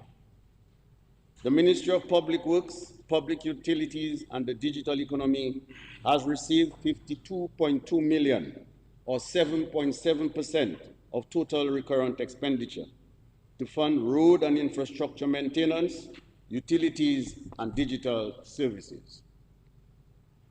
Mr. Speaker, overall financing the procurement of goods and services is the single largest expenditure item within the recurrent expenditure budget, totaling 225.2 million. This is followed by personal emoluments, which is projected at 184.4 million, and includes the 3% salary increase that the public officers started receiving from last week. Transfers and subsidies are estimated at 137.1 million and cover retirement benefits, the subvention to the Dominica China Friendship Hospital and other statutory bodies, other obligations, grants to various institutions, and public assistance. Interest payments are estimated at 48.6 million, with debt amortization and contribution to the sinking fund projected at 73.6 million. Mr. Speaker, I now turn to the capital investments which our government is making to ensure sustainable growth of our country. Mr. Speaker, the capital estimates comprising government's public sector investment program for fiscal year 2026-2027 propose total capital expenditure of 566.9 million, broken down as follows. Office of the President, 2.3 million. Ministry of National Security and Legal Affairs, 2.5 million. Electoral Office, 1.5 million. Office of the Prime Minister, 290 million. Ministry of Finance, Economic Development, Climate Resilience and Social Security, 11.9 million. Ministry of Agriculture, Fisheries, Blue and Green Economy, 25.4 million. Ministry of Education, Human Resource Planning, Vocational Training and National Excellence, 5.9 million. Ministry of Housing and Urban Development, 19.8 million. Ministry of Health, Wellness and Social Services, 5.1 million. Ministry of Environment, Rural Modernization, Kalinago Upliftment and Constituency Empowerment, 57.1 million. Ministry of Tourism, 6.3 million. Ministry of Culture, Youth, Sports and Community Development, 13.6 million. Establishment, Personnel and Training Department, 0.2 million. Ministry of Public Works, Public Utilities and the Digital Economy, 70.7 million. Ministry of Foreign Affairs, International Business, Trade and Energy, 51.7 million. Cabinet Office, 0.5 million. Ministry of Labor, Public Service Reform, Social Partnership, Entrepreneurship and Small Business Development, 2.4 million. These investments build the infrastructure and productive assets needed to expand economic capacity and resilience. Through these initiatives, this government aims to strengthen our productive capacity, promote inclusive growth, and enhance the quality of life for all. Mr. Speaker, the total of 290 million, which has been allocated to the Office of the Prime Minister, is for the continued development of the international airport and the marina. Of this amount, 250 million is allocated to the international airport project and 40 million to the marina development project. With an allocation of 70.7 million, the Ministry of Public Works and Digital Economy will advance roads, water and sanitation, and the digital economy, supporting safer access, more reliable public utilities, and easier access to government services. The Ministry of Environment, Rural Modernization, Kalinago Upliftment and Constituency Empowerment allocation of 57.1 million is primarily to finance the Kalinago Multipurpose Center, an emergency shelter, environmental sustainability initiatives, including sustainable waste management, and the National Employment Program. The Ministry of Foreign Affairs, International Business, Trade and Energy has the fourth largest allocation in the amount of EC 51.7 million, of which 51.2 million will fund the remaining work on the new network to transmit the geothermal and hydropower to the grid. The Ministry of Agriculture, Fisheries, Blue and Green Economy has been allocated 25.4 million to advance food security, economic resilience, and sustainable livelihoods through a comprehensive suite of programs and initiatives. The allocation of 19.8 million to the Ministry of Housing and Urban Development includes expenditure related to the Rosa Enhancement Project and government's comprehensive housing program. Mr. Speaker, these 566.9 million in investments are expected to enhance the lives and livelihood of Dominicans across the country. These investments will create short-term and long-term jobs, increase family income, and open new opportunities for businesses. They will strengthen food security, improve roads, water supply, and make daily life more conducive for residents. They will also make Dominica even more attractive to visitors, improve connectivity to the island, increase exports, stimulate economic growth, and continue the transformation of our country. I will now inform the Honorable House and the people of Dominica of the progress we have made, the progress we must protect, and the progress we are building on. Mr. Speaker, before we turn to projects, programs, or sectors, we must begin with the most fundamental issue of all, the contract between a government and the people it serves. A budget is more than a statement of expenditure. It is an expression of priorities, responsibility, and trust. It reveals what a government is prepared to protect, what it is determined to change, and how seriously it takes the everyday concerns of its citizens. Government is entrusted with more than a mandate. It is entrusted with the people's confidence. Dominicans expect government to plan wisely, spend responsibly, protect the vulnerable, and create conditions in which the people's effort can be rewarded and citizens can grow. They expect leadership to be present when it matters. When a family loses a home, when a farmer loses a crop, when a vulnerable person requires care, and when a community faces danger. Mr. Speaker, this government has honored that covenant. The evidence is not in what government says about itself. It is in the record that follows. Homes completed, schools built, health services expanded, income placed in communities, and citizens protected.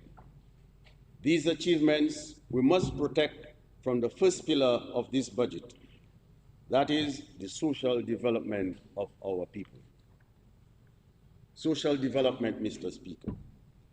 There are responsibilities that fall squarely within the remit of governments, and there are others that government assumes because of a deeper sense of duty and commitment to its people. This administration has never held the view that our mandate ends with the provision of services legally required of us. We know that we must also create conditions that allow families to build security, accumulate wealth, and improve their quality of life. Bearing this in mind, we have gone beyond the traditional role of government to assist families, including middle-income families, in securing land, building homes, and achieving greater economic stability. Mr. Speaker, I am pleased to report that government commenced the procurement process for the East Communities and Campbell relocation housing projects, which will add to the more than 3,000 resilient housing units constructed across Dominica. Efforts to expand home ownership also advanced through the allocation of 99 residential lots at substantially reduced prices in Warner, Jimmet, Hillsborough Garden, Cotton Hill, Grand Bay, and Platma-Pier. Mr. Speaker, lots valued at $10 and $12 per square foot were sold to our young people as low as $5 per square foot. These significant discounts have resulted in major savings for our young people who now have the opportunity to build homes of their own. Government also advanced reform to modernize land administration, strengthen survey and planning systems, and ensure that future development is orderly, sustainable, and responsive to the needs of a growing nation. Mr. Speaker, home ownership must be supported not only by access to land, but also by affordable financing. Government is therefore proceeding with the Opportunity Knocks 2% housing program announced in the previous cycle for public officers and members of the Commonwealth of Dominica Police Force. Some applications have already been approved and others are under consideration. The benefit of concessionary financing is straightforward. It lowers borrowing costs, reduces the monthly installment payment, and permits the borrower more disposable income during the life of the loan, or alternatively, allows the borrower to increase the size of his mortgage or home. For a working family, that can make home ownership more affordable, turning a recurring rental expense into an investment in a lasting family asset. Mr. Speaker, the true value of owning a house is not found in the cost of concrete and steel. It is found in the improvement of the life of a family.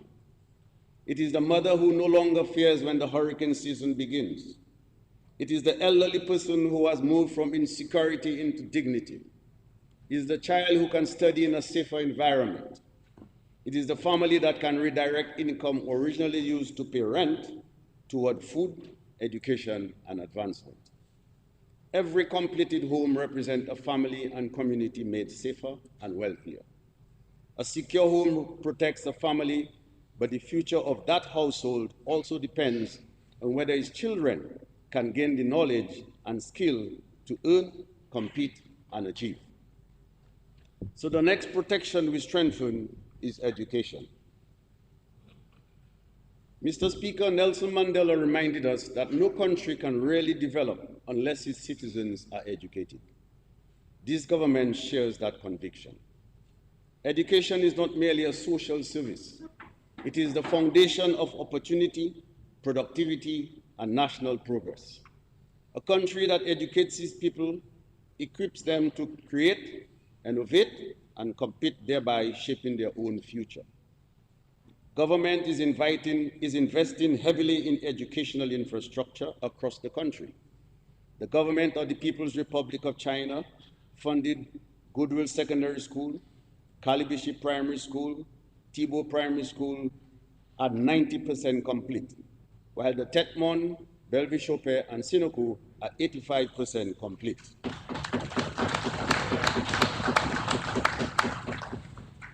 These projects have created work for more than 140 Dominicans, but the lasting value will be measured by the children who learn in modern classrooms, the teachers better equipped to teach, and the young people who discover that intelligence is expressed not only through examinations, but through technical skills, creativity, problem solving, and enterprise. Mr. Speaker, we have held firm to the view that education is the greatest equalizer in any society.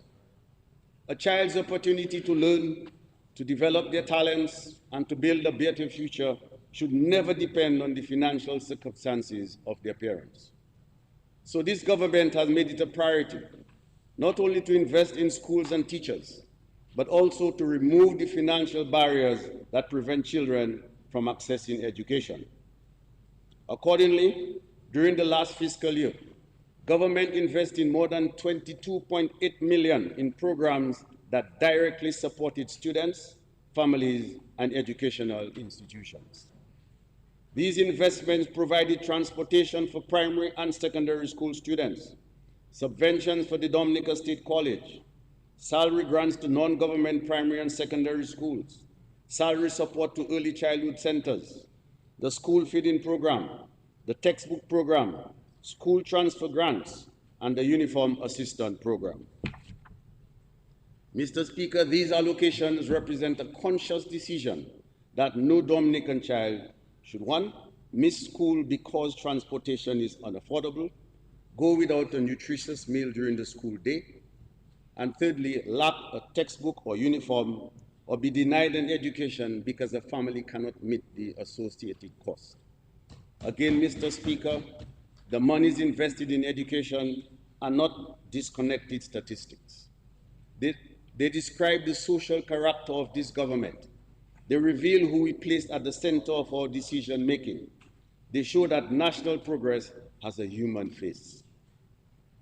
Government continues to invest heavily in tertiary education through free tuition at the Dominica State College, ongoing scholarship programs with our long-standing partners in the People's Republic of China, Cuba, and Morocco, and a range of financial assistance initiatives that expand access to higher education. 343 students graduated from the Dominica State College just this past month. They represent 343 stories of possibility and 343 reminders that when government invests in education, it is investing in the future of our country. In the upcoming academic year, 10 Dominican students will receive newly secured scholarships to the University of Guyana, while 5 additional scholarships have been secured for study in Romania in priority fields aligned with our national development agenda, including aviation and other disciplines that support the country's strategic transformation. Government is also finalizing additional financing of 19 million from the Caribbean Development Bank through the Aid Bank to expand student loan assistance, enabling more Dominican students to pursue tertiary education and professional training. Special focus will be given to students pursuing studies in accordance with a revised national priority list and skills training. Mr. Speaker, we are also transforming what our children learn to prepare them to drive the new look Dominica, which is developing before us. Curriculum reform will focus on developing the analytical, critical thinking, innovative and entrepreneurship skills of our children and young people. It will strengthen science, technology, technical and vocational education, entrepreneurship, digital literacy, creativity, civic responsibility, and problem solving. This is how education moves from social protection to economic independence. By preparing young Dominicans to fill the jobs being created in construction, aviation, tourism, energy, agriculture, manufacturing, and digital services. Education gives a household the capacity to advance. Health protects that capacity from being lost to illness, distance, or unaffordable care. I therefore turn to the health and social systems that stand between a medical emergency and a family crisis. Mr. Speaker, protecting our progress means protecting the health of our people. It means ensuring that the investment we have made over the years deliver better healthcare, stronger institutions, and improve outcomes for every Dominican. Building on the construction of the Dominica-China Friendship Hospital, the Margot Hospital, and the 13 health and wellness centers, we're improving healthcare services across the island. Smart upgrades were completed at the Maho, Cassibrus, and Wesley Health Centers, making these facilities more resilient. Rehabilitation works were also completed at the Saint-Sauveur, Mao River, Bells Health Center, while the new Savonpai Health and Wellness Center is now operational, restoring primary healthcare services to that community. Mr. Speaker, our primary healthcare system has long been recognized as one of the strongest in the region. By modernizing facilities and expanding services, we are protecting that achievement and bringing quality care closer to the people. Care delivered closer to home can mean one less costly trip to Roseau, less time away from work, faster attention and earlier treatment before a manageable condition becomes a household emergency. At the Dominica-China Friendship Hospital, a new accident and emergency operating theater was commissioned, significantly expanding emergency surgical capacity, reducing response times, and improving patient outcome for critically ill and injured patients. Government is implementing a new human resource management structure across the healthcare system to strengthen leadership, improve service delivery, and enhance patient care.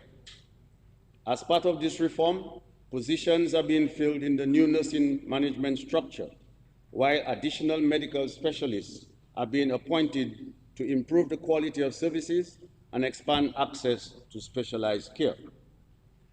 Mr. Speaker, protecting our progress also requires strong institutions and modern regulatory frameworks. The Medical Profession Act, the Nurses and Midwife Act, and legislation establishing the Medical Laboratories Council have been enacted.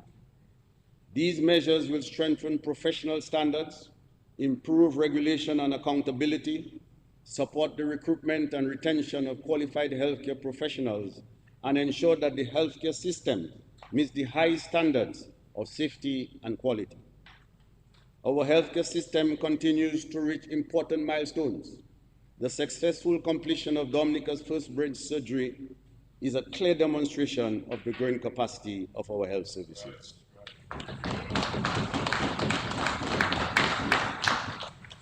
Today, major procedures that once required patients to travel overseas are increasingly being performed here at home, supported by a growing team of specialist consultants and improved diagnostic and surgical capabilities. Mr. Speaker, government is committed to ensuring that patients receive high-quality clinical care and the support they need throughout their healthcare journey. To further strengthen patient care, we're establishing a patient support unit staffed by dedicated patient navigators who will help patients access services, coordinate appointments, and receive guidance from diagnosis through treatment. Mr. Speaker, protecting growth also means protecting dignity. From its very beginning, one of the defining principles of this Dominica Labour Party government has been that development must improve the lives of every citizen, especially those who are least able to help themselves. Caring for the elderly persons living with disabilities, vulnerable families, and those facing hardship has never been an afterthought. It has been and continues to be a fundamental pillar of this government's philosophy and a defining feature of our approach to national development. Even as global economic uncertainty, inflation, and other external pressures place demands on public finances, this government has remained steadfast in protecting the social programs that thousands of Dominicans depend on.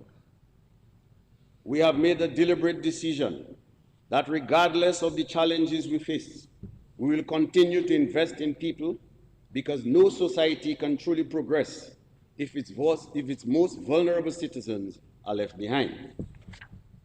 Throughout the past year, government continued to provide for our elderly citizens, persons living with disabilities, and vulnerable families through the Public Assistance Program, the Yes We Care Program, social welfare services, the non-contributory pension for persons over the age of 65, and a range of community-based support initiatives that help improve the quality of life for many households across the country. Mr. Speaker, we also recognize that people living with disabilities must be active participants in national development. In 2022, in response to the advocacy of the Dominica Association of Persons with Disabilities, DAPD, government established the National Commission on Persons with Disability. Building on that important step, government will now establish a dedicated National Disability Affairs Unit, headed by a coordinator to give greater focus and prominence to issues affecting persons with disabilities.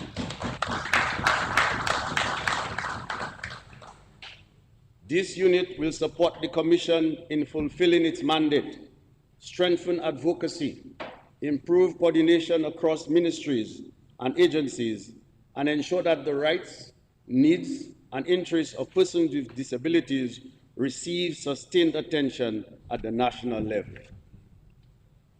Mr. Speaker, these programs reflect a simple but enduring principle. Development must never leave people behind. Public assistance, pensions, disability support protect our most vulnerable citizens, preserve dignity, and provide support when it is needed most.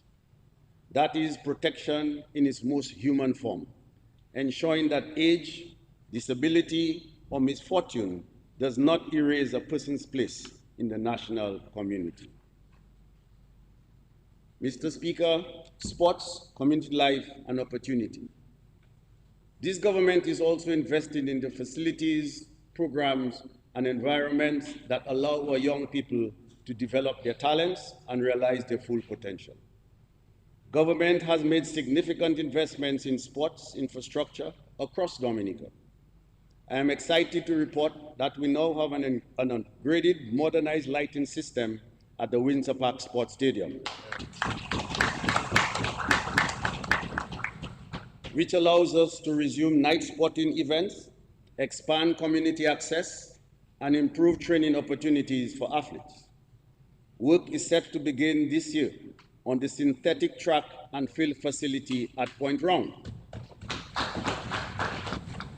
Another transformative investment that will strengthen athletics development and provide world-class facilities for our aspiring athletes.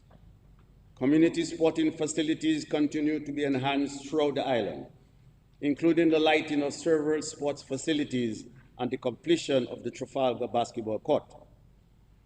For our young people, a public sporting facility provides access, supports health and discipline, and can open a pathway from community participation to national representation and employment in sports. Investing in playgrounds and community spaces. Mr. Speaker, strong communities are built not only through houses and roads, but through the shared spaces that bring people together. Safe, attractive, and well-maintained recreational areas give children room to play, families space to gather, and neighbors opportunity to strengthen the bonds that keep communities healthy, secure, and vibrant. Government will therefore continue its program to develop and upgrade playgrounds and green spaces in rural communities across Dominica.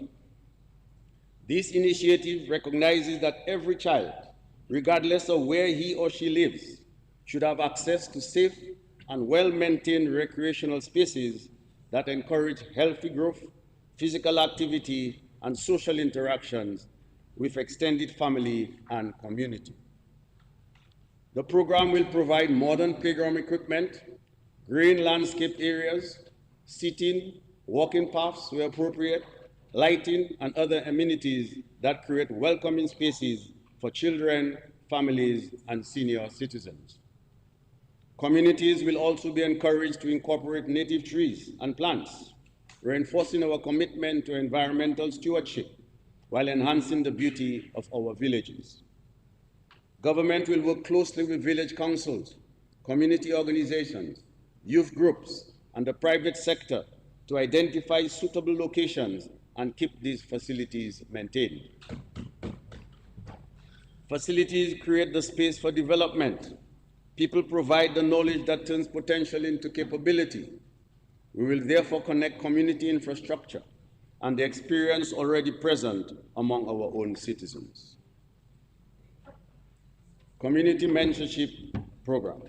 Mr. Speaker, the wealth of a nation is measured not only by what lies beneath its soil or within its treasury, but also by the knowledge, skills, and experience carried by its people. Across Dominica is a deep reservoir of expertise. Retired professionals, successful entrepreneurs, skilled artisans, farmers, tradespeople, educators, accountants, information technology specialists. That accumulated wisdom must not be allowed to retire from national development. It can mentor young people, strengthen emerging businesses, transfer practical skills, and help the next generation advance with greater confidence. Therefore, this year, in addition to our youth skills training program, government will establish a community-based mentorship program to facilitate practical training and hands-on support. The program will connect experienced professionals and skilled community members with young people, aspiring entrepreneurs, and others seeking to acquire new skills, improve existing ones, or transform ideas into successful businesses. Participants will benefit from practical instructions and mentoring in areas such as entrepreneurship, financial management, digital technology, agriculture, the trades, customer service, leadership, and other disciplines aligned with community needs and national priorities. Mr. Speaker, our aim is to create a cadre of new entrepreneurs ready to embrace the opportunities which will be available in the new look Dominica.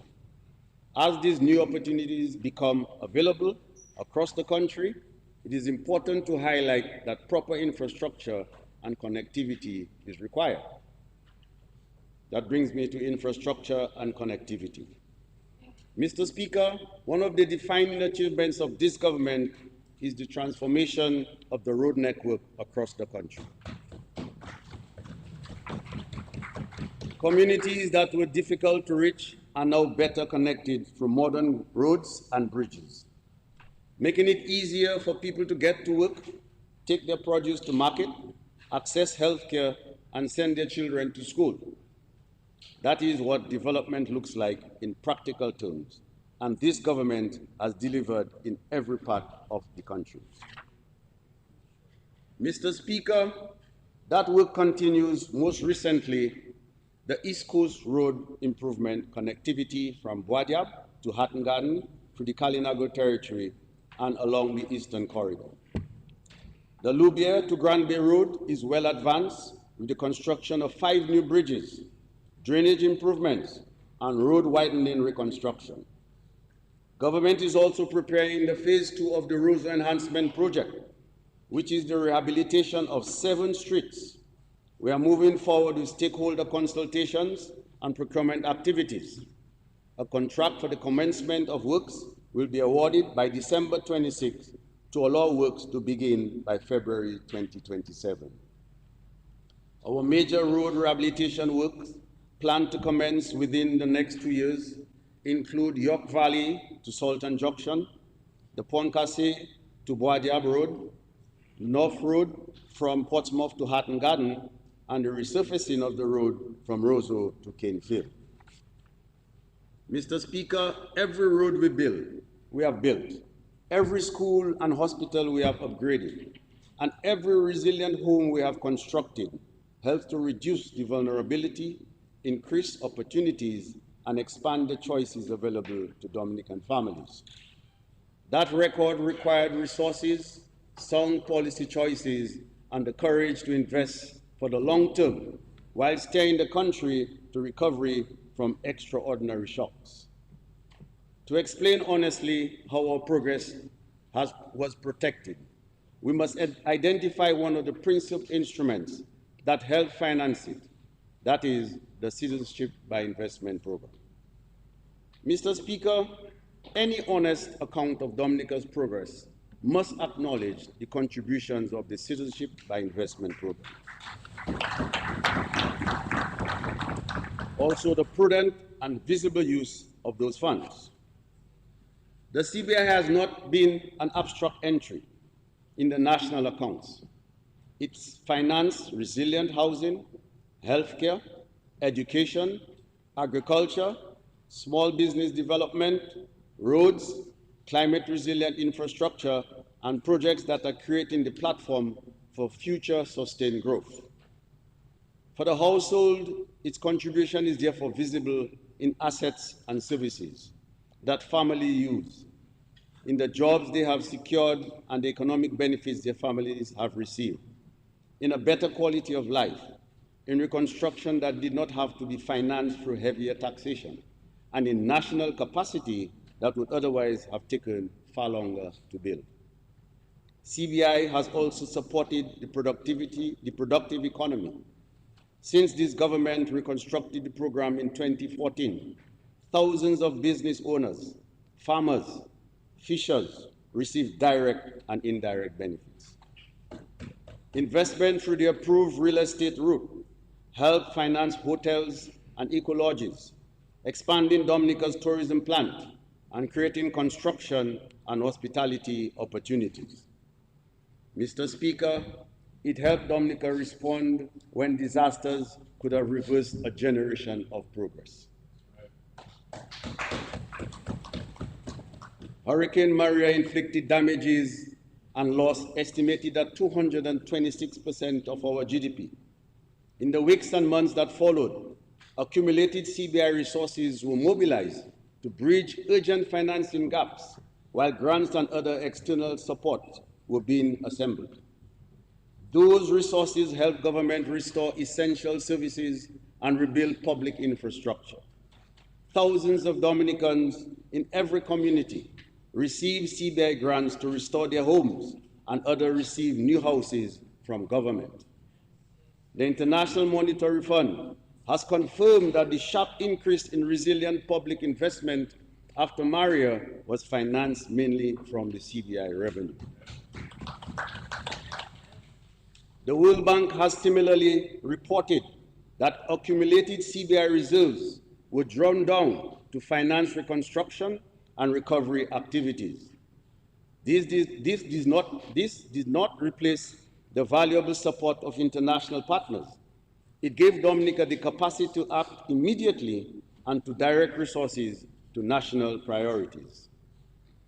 The program gave a small country room to act when the scale of our need exceeded the space available for ordinary revenue and borrowing. It allowed Dominica to move with urgency when delay would have imposed a greater human and economic cost. Mr. Speaker, there would be no apology for homes built for Dominican families, for health facilities, for schools, for roads, resilient communities, or for building hotels and advancing our development, or for lawfully mobilizing resources to protect our people. But confidence in the program and its benefits must never become complacency. The value of Dominican citizenship must be guarded with seriousness. Due diligence must remain rigorous. Administration must continue to be sound. Oversight must continue to be strong. Information sharing and international cooperation must continue. The integrity of the program is not separate from its economic value. Integrity is the foundation of its economic value. Mr. Speaker, international rules affecting investor citizenship programs and visa-free mobility are changing. Our response must be clear. We will continue to engage constructively with all our partners. We will listen to their concerns, adjust our systems where required, and continue to uphold high standards. The European Union has revised its visa suspension framework, putting further pressure on investor citizenship programs. We do not dismiss that development or answer with hostility. We will answer through constructive dialogue. Dominica will approach these discussions as a responsible partner, prepared to cooperate, uphold high standards, and protect the legitimate development interests of the Dominican people. That is the position from which we move forward, confident in the contribution of CBI, firm in protecting its integrity, and equally determined that no single program will carry the full weight of our future. The assets CBI helped to build must now produce jobs, exports, energy savings, and new income. That is the bridge from protecting our progress to strengthening our independence. Mr. Speaker, strengthening our independence does not mean turning away from CBI, international partners, or foreign investment. It means ensuring that Dominica has options. It means that if one revenue source weakens, several productive sectors can continue to support jobs, public service, and household income. From the outset, government's purpose was clear: to convert CBI revenues into lasting national assets and productive capacity. Those resources help build the infrastructure, resilience, and social foundation on which the next stage of development can stand. The CBI which helped us build those investments must now help us earn. This means turning infrastructure into enterprise, enterprise into employment, and employment into stronger household incomes, while attracting visitors and more investments, increasing exports, and generating new sources of national income that circulate through communities across Dominica. That is why your government has consistently pursued economic diversification. Mr. Speaker, long before recent international developments, we deliberately broadened the country's productive base so that Dominica would be better positioned to withstand external shocks and create more long-term opportunities for its people. Let me assure our people that this strategy will continue. We will build on the progress already made, strengthen productive sectors, and widen the number of ways in which a Dominican can earn a living at home. Mr. Speaker, agriculture. Mr. Speaker, this government has invested heavily in transforming agriculture into a modern, competitive, and commercially driven sector. From July of 2017 to June of 2026, government invested $252.5 million in agriculture, livestock, fisheries, agricultural infrastructure, and food security. Over the last 12 months, approximately 830 acres of priority crops were established, with projected production of 17.9 million pounds of marketable produce valued at more than $44.7 million. Those figures represent potential farm income, more local food in shops and markets, and a larger domestic buffer when shipping or overseas supply is disrupted. Mr. Speaker, government strategy for transforming agriculture is equally focused on adding value to what we produce, expanding market access, and creating greater economic returns for our farmers and agro-producers. Over the past year, through Dexia, government purchased more than 938,000 pounds of agricultural produce, injecting almost 1.5 million directly into the hands of Dominican farmers. Government also invested more than 4 million to strengthen over 150 agro-processors, while providing 1 million to support the commercialization of locally manufactured products.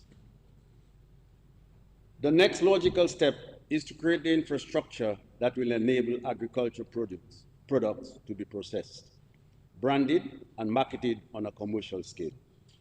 To that end, the government has completed the feasibility study, architectural designs, and cost estimates for the establishment of a multi-purpose agro-processing facility.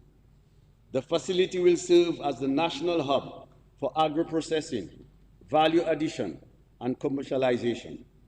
It will provide commercial-scale processing infrastructure for root crops and tropical fruits, while housing dedicated incubation space for entrepreneurs producing honey, sauces, jams, and jellies, herbs, spices, and other value-added agricultural produce. This investment will reduce post-harvest losses by creating reliable markets for fresh produce and enabling surpluses to become high-value, shelf-stable products. For the farmer, that means less income rotting after harvest. For the consumer, it means a longer local selling season. And for Dominicans, alternatives that imported products become scarce or expensive. For the entrepreneurship, it creates room to turn a crop into a branded product with a higher return. This year, more than 520 farmers and agro-processors will begin to receive support under the Dominica Community Resilience Enhancement Project, DOMCREP, to adopt climate-smart agriculture practices, including improved irrigation, greenhouse technology, and agroforestry. This investment will increase agricultural productivity and improve livelihoods in these communities. Mr. Speaker, government has also invested in the rehabilitation of farm access roads to increase production. Since the feeder road rehabilitation program resumed in 2021, 11 feeder roads have been completed at a cost of approximately $26 million. Significantly improving access to agricultural lands, reducing transportation costs, and enabling farmers to move inputs and produce more efficiently. During the past year, progress continued on feeder roads at Captain Bruce, Naiba, Atley, Makato, Kahum, Bells, while a contract was awarded for the rehabilitation of the Grange Road in Portsmouth. Further works will proceed this fiscal year on the Odillis, Newfoundland Feeder Road, and the Modest Feeder Road in Castle Bruce. Mr. Speaker, government has completed the new abattoir for poultry and pork, while the national feed mill will soon be completed. These are intended to lower production constraints and support expanded domestic meat production.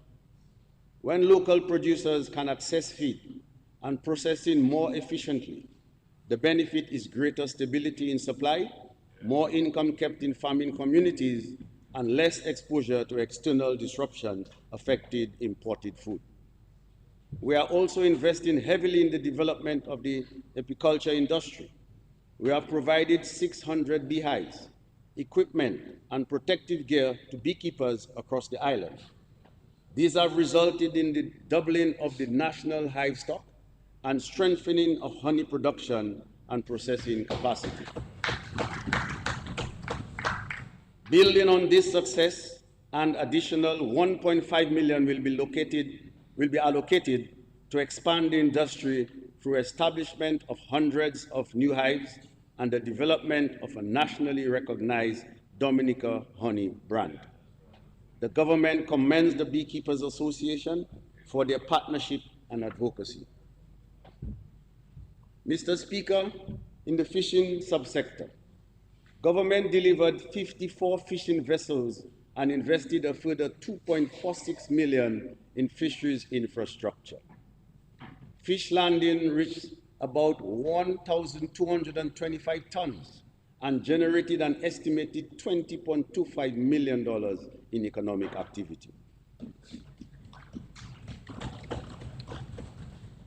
The fish purchasing facility at the Rosa Fisheries Complex, managed by Dexia, provides guaranteed markets and prompt payment to fishers. That gives fishing households greater certainty that a catch will become income, while helping secure a reliable local source of protein for Dominican consumers.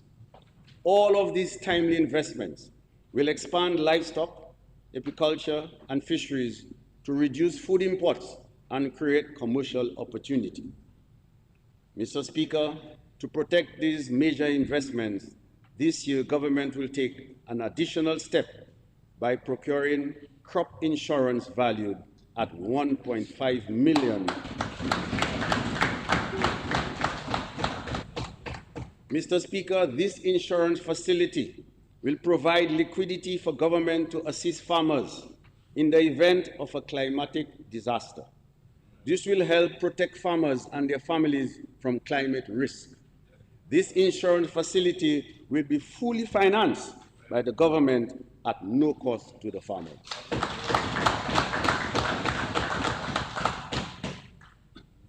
Mr. Speaker, I now turn to another critical driver of economic growth and national development: connectivity, tourism, and new markets. The international airport stands at the center of our national development strategy. As the single largest infrastructure investment in our nation's history, it will fundamentally transform Dominica's connectivity to the rest of the world, expand direct airlift to and from key markets, attract new investments, and support our long-term goal of significantly increasing stayover visitor arrivals and exports. Its impact will extend well beyond tourism, creating new opportunities for agriculture, fisheries, transportation, construction, hospitality, and the creative industries, while strengthening the country's overall competitiveness. Mr. Speaker, the project continues to make substantial progress, particularly on the tunnel and passage terminal. Earthworks and culvert construction now stands at approximately 78% complete. Runway and taxiway construction have passed 60%. Work is simultaneously advancing on the cargo facility, the air traffic control tower, the fuel farm, and the aircraft rescue and firefighting services building.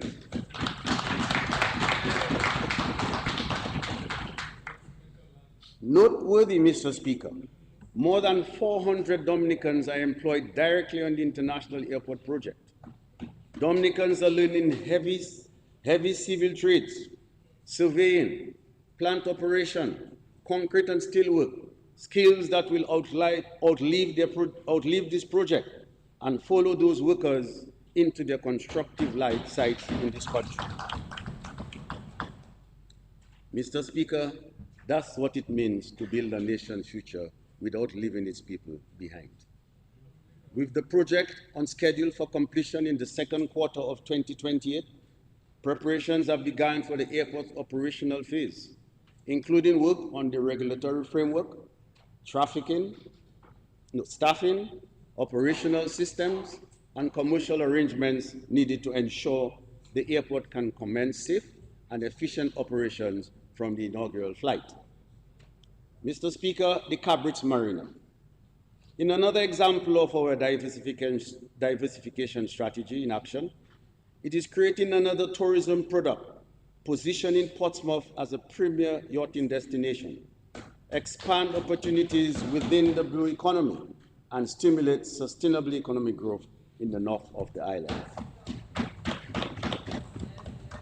Since construction began in October of 2024, Substantial progress has been made on dredging operations, breakwater construction, upland development, and other critical infrastructure, with the Marina entrance channel now partially opened and major protective works advancing steadily. A critical component of the project is a boatyard to house and repair yachts. This will attract even more marine activity. Mr. Speaker, once operational, the Marina, along with the boatyard, will create at least 300 permanent jobs.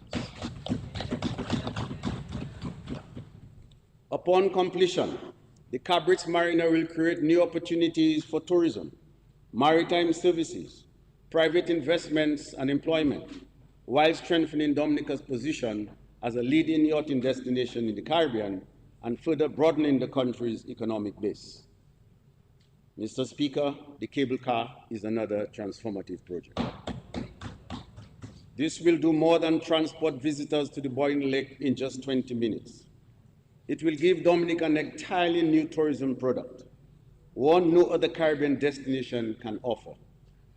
At 6.6 kilometers, it will be the longest cable car of its kind in the world, carrying up to 1,000 visitors an hour to witness our greatest natural wonders. This investment, Mr. Speaker, will create a network of economic opportunities for tour guides, farmers, transport providers, restaurants, artisans, accommodation providers, and other local businesses, and will have tremendous spillover impact for the economy. The Woodbridge Bay Cruise Village. Mr. Speaker, this year, Dominica welcomed 375,646 cruise passengers for approximately 189 ship calls, our strongest cruise season since 2011. That demonstrates the growing appeal of Destination Dominica. The challenge is not simply attracting more ships, but ensuring that more of what cruise passengers spend remain in the hands of Dominicans. To achieve this, government is advancing plans for the expansion of the Roseau Cruise Pier and development of the cruise village through public-private partnership. Negotiations are progressing well, and it is expected that an agreement will be finalized by October this year. This project will be funded exclusively by foreign direct investment, a significant investment in our country. As we move forward with this development, we will hold consultations with key stakeholders to gather their input on this important project. The cruise village will create a modern waterfront experience that provides greater opportunities for vendors, farmers, fishers, artisans, musicians, tour operators, and other Dominican businesses to benefit directly from our growing cruise industry. It is an investment designed to ensure that every cruise passenger who comes ashore leaves a greater share of their spendings in Dominican hands, creating jobs, supporting livelihoods, and strengthening the national economy. It is our hope, Mr. Speaker, that with the completion of the international airport, the marina, and the new cruise village, Dominica will become a major cruise ship home port. Government has already begun these discussions with cruise lines, and the future looks bright for this tourism industry. Mr. Speaker, energy independence. Mr. Speaker, Dominica, a small island developing state, has become the first CARICOM country to generate electricity from its own geothermal resources.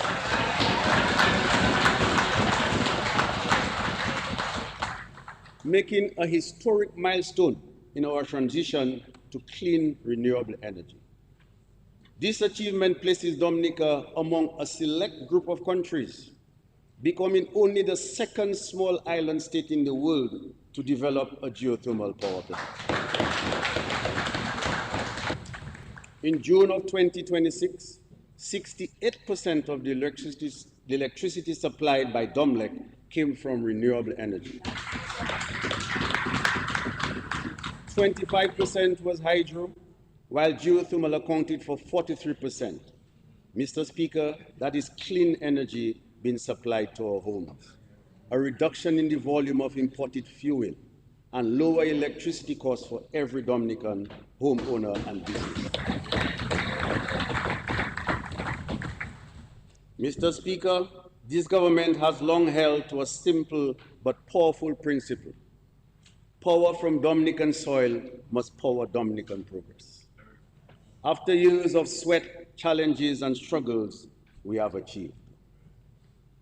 Government has also modernized the transmission network through new substations at Padu, Trafalgar, and Foucault, and approximately 19 kilometers of underground and overhead high voltage lines linking the geothermal plant, the Roseau Valley hydroelectric stations, and the Domlex distribution network. The geothermal plant has now successfully passed reliability testing and is approaching commercial operations. This is an important shift, Mr. Speaker, from testing to sustained operation. During the first 3 months of commercial operation, the Independent Regulatory Commission will monitor geothermal performance and its effect on consumer electricity costs, replacing projections with evidence from the plant's actual operation. This milestone also shows that the product is moving beyond its early commissioning difficulties. As steady geothermal generation is integrated with the strengthened transmission system, it should reduce the pressure on diesel generation and help limit generation-related outages. It will not eliminate every interruption, as disruption, faults, maintenance, and extreme weather will still matter, but it should make the electricity system more stable and more resilient. Mr. Speaker, Dominica must fully exploit its geothermal potential. There are endless opportunities to be had from this resource, including export of energy and conversion to other products. With this in mind, government is actively investigating other sources of geothermal energy in the country, including the north, while preparing to expand the seal from the reservoirs in the Roseau Valley.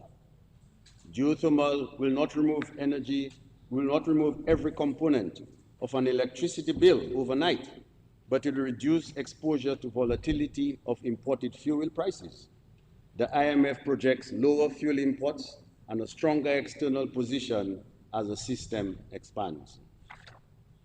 For households, this creates greater scope for stable bills and more reliable service. For businesses, it reduces the risk of interruptions and sudden energy cost increases. Our investment in geothermal energy is therefore a strategic investment in energy security, economic resilience, and Dominica's ability to exercise greater control over its own development. Mr. Speaker, small business development. Reliable and more affordable energy lowers the cost of doing business. Modern infrastructure connects producers to customers, while sound policy gives entrepreneurs the confidence to invest. But these national gains matter most when they create opportunities for people. This is where infrastructure becomes enterprise, policy becomes payroll, and national independence becomes household income. That is why government continues to prioritize micro, small, and medium-sized enterprises. These businesses are not on the margins of the economy. They are where many Dominicans earn their first wage, develop an idea, build a livelihood, and create opportunities for others. Supporting them is therefore central to expanding employment, encouraging entrepreneurship, and building a stronger, more broadly based private sector. Mr. Speaker, for these reasons, government will make an additional $19 million available to the aid bank for on-lending to micro and small medium-sized enterprises. That is from December 2026. These loans will be offered on the same terms as the recently completed $27.8 million loan facility. That is, Mr. Speaker, 3.5% interest on a reducing balance up to 10 years to repay, and a 6-month grace period on principal and interest. These terms are designed to protect cash flow when a business is most vulnerable, that is, during startup or expansion. Mr. Speaker, this last 27.8 million MSME loan facility benefited 554 businesses, reflecting the strong demand for affordable financing. By 31st March 2026, all available funds had been assigned to support businesses across the country. That was in agriculture, tourism, transportation, manufacturing, and services sector. Mr. Speaker, the success of the MSME loan facility demonstrates that Dominican entrepreneurs are prepared to invest when finance is within their reach. Mr. Speaker, we move now to the orange economy. Mr. Speaker, supporting small businesses also means recognizing that economic opportunities lie in the creative industries. As a means of further harnessing the creative talent of our people, the government has decided to establish Dominica's Creative Economy Development Agency. Over the coming months, government will work with artists, musicians, filmmakers, designers, cultural practitioners, event organizers, and other stakeholders to shape the framework for DCEDA, that's the Dominican Creative Economy Development Agency, so that it reflects the needs and aspirations of the sector. The agency will support product development, remove barriers to growth, and create clearer pathways for artists to participate fully in the formal economy. Mr. Speaker, our Buyo artists have been making waves across the world. What was once a uniquely Dominican sound is now being played on international stages, streamed across digital platforms, and embraced by audiences throughout the Caribbean, Europe, North America, and beyond. Along with our belly dancers, our Creole and Kadas Lipso singers, our Calypsonians, our photographers, fashion designers, and digital creators, they are entrepreneurs, exporters, and ambassadors for Dominica. Every time a Dominican artist earns income abroad, attracts visitors through our culture, or showcase our talent to the world, they contribute to economic growth, create employment, and generate valuable foreign exchange for our country.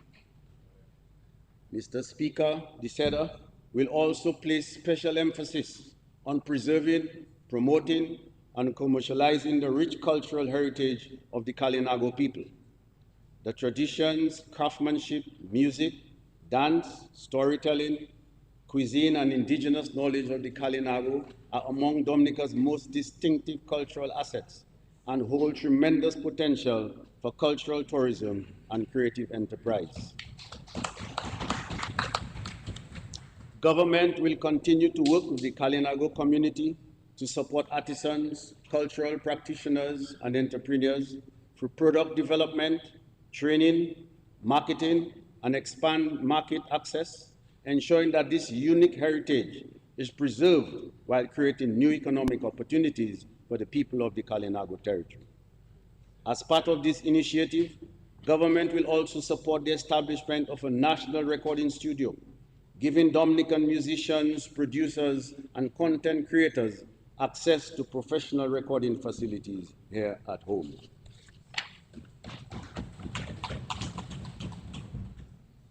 This means, Mr. Speaker, that a young Dominican can record, produce, and release their work to international standard at a fraction of what it would cost them to fly abroad and pay foreign studios. It means training and certification pathways for our sound engineers and producers. And it means Dominican artists will retain more of the value of what they create, because the tools of a global music industry will be available to them right here at home. Mr. Speaker, government also recognizes that the growth of the orange economy depends not only on creating and promoting talent, but also on protecting it. We will therefore strengthen our intellectual property framework to ensure that artists are able to protect their work and receive the financial rewards they deserve. Too often, creative works are copied, used, or commercialized without those who created them sharing fairly in the benefits. This government will take the necessary steps to ensure that artists are protected, properly valued, and transformed into a lasting source of income, enterprise, and national wealth. Mr. Speaker, when we speak of Dominican talent, we must also acknowledge a growing and passionate youth community, our bikers. Government intends to work with riders, organizers, and other stakeholders to grow Dominica's Bike Festival into a signature national event, supporting initiatives that promote training, safety, entrepreneurship, and sports tourism. Government will also explore opportunities to support motorsport activities more broadly as another avenue for youth engagement, enterprise, and visitor attraction. Mr. Speaker, funding for these programs will be provided by the Dominica National Lotteries Commission, in keeping with its mandate to support youth development. These proposed initiatives represent an investment in our young people, our culture, and a growing sector with the potential to create jobs, generate exports, and diversify the Dominican economy. Mr. Speaker, introducing international online gaming. Government is pursuing a deliberate strategy to further broaden the economic base and create new sources of sustainable growth. As part of this strategy, we'll continue to explore opportunities that can attract increased international investment, foreign exchange earnings, and economic activity for Dominica. In this regard, government intends to proceed with the development of an online gaming industry. To facilitate this, we'll revise and strengthen the legislative framework to establish a comprehensive regulatory regime governing internet gaming in Dominica. It will establish licensing requirements in accordance with industry standards, including tests for operators and senior management, ongoing regulatory oversight, regular audits, and reporting requirements, and strong enforcement powers. It will also place significant emphasis on responsible gaming through mandatory age verification, player protection measures, self-exclusion programs, data security standards and safeguards against fraud, money laundering, and other financial crimes. Government will establish a dedicated gaming authority to regulate the industry and engage stakeholders and international partners during its development. Ensuring a cleaner Dominica. Mr. Speaker, as our economy expands, the demand for reliable waste collection and disposal services will continue to grow. Meeting that demand requires sustained investment in specialized vehicles, fuel, landfill operations, environmental protection systems, equipment, maintenance, and the dedicated personnel who work every day to keep Dominica clean. Mr. Speaker, government currently spends approximately $14 million each year to provide residential waste collection across the country. That expenditure keeps an essential service available to households. Mr. Speaker, starting this year, government will begin to outsource the collection of solid waste to the private sector. While the Dominica Solid Waste Management Corporation will continue to oversee and manage the processing and disposal of waste. This is intended to create new business opportunities for Dominicans and improve the efficiency of the garbage collection system. I therefore encourage interested individuals and companies to begin preparing to take advantage of this opportunity. Government stands ready to support this transition through import duty and excise tax concessions on garbage trucks and other specialized equipment required to provide these services.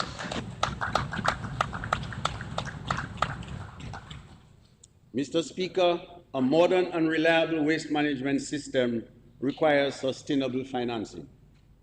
That issue was carefully examined during the national budget consultations and the public consultations conducted by the Dominica Solid Waste Management Corporation, where there was broad consensus that maintaining a modern and reliable waste management system requires a shared national commitment. Accordingly, the government has decided that each household and business will be required to pay a monthly fee effective January 1, 2027, the amount of which will be communicated to the public at a later date.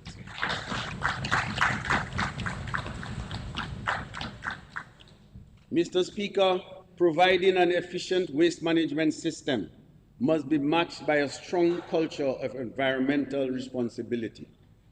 Government will therefore undertake a comprehensive review of the existing legislation governing waste management and littering, with a view to strengthening enforcement measures and introducing tougher penalties for indiscriminate littering and other environmental offenses. Those who undermine the cleanliness of our communities and the beauty of our country must be held accountable. Digital government, bringing services closer to the people. Mr. Speaker, communities today expect public services that are efficient, accessible, and responsive. A service to the public that requires a person to make several trips, lose a day of work, or not receive a timely response is not in line with our current development trajectory. Cognizant of the situation, government continues to modernize the delivery of public services through digital transformation. Increasingly, citizens are able to access government services online. Building on that progress, beginning 1st October 2026, vehicle owners will be able to renew vehicle and driver's licenses online.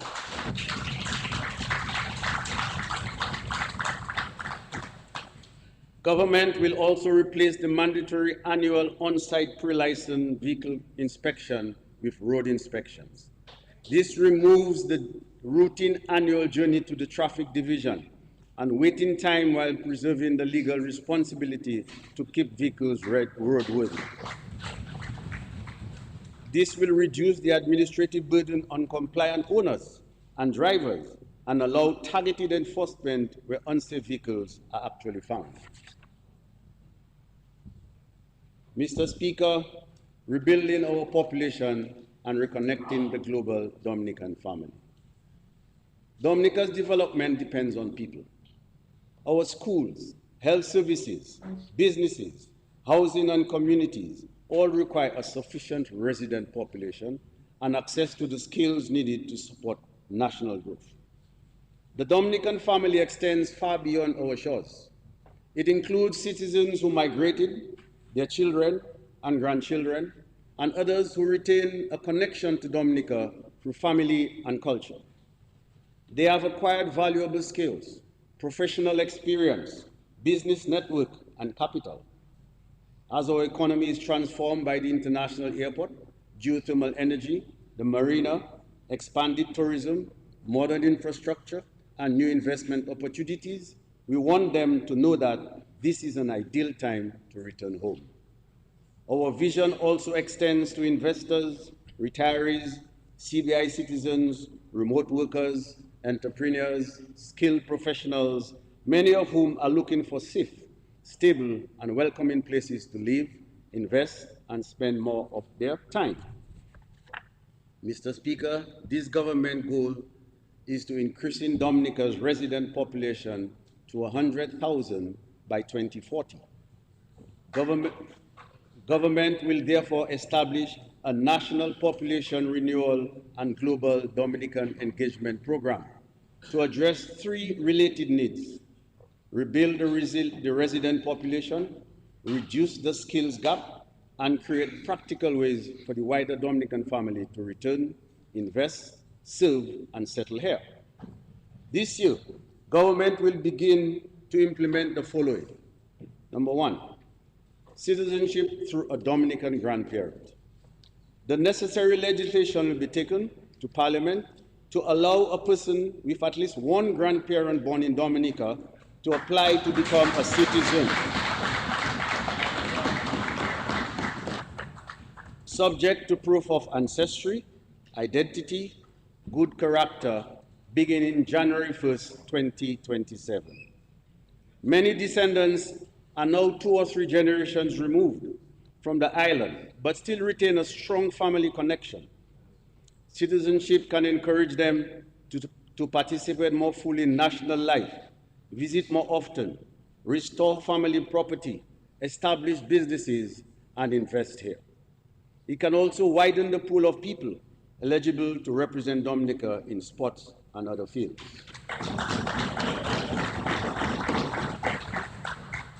Number 2, Global Dominican Talent Register.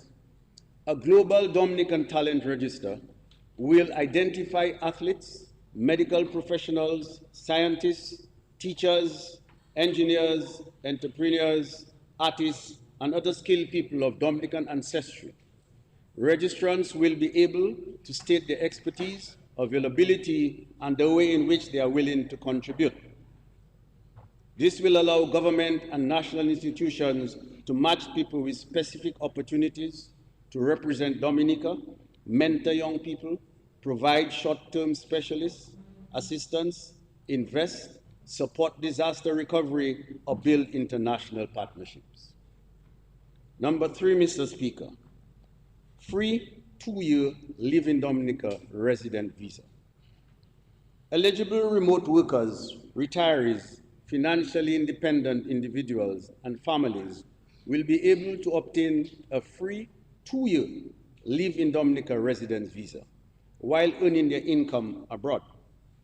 These residents can bring immediate spending into rental housing, property improvement, food, transportation, recreation, and domestic services.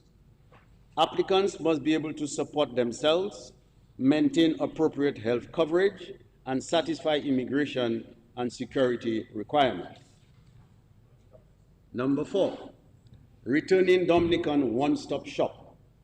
A returning Dominican one-stop service will create a dedicated single point of contact to assist returning Dominicans with housing, business registration, school placement, licenses, utilities, and other essential services, making the process of returning home as simple and seamless as possible.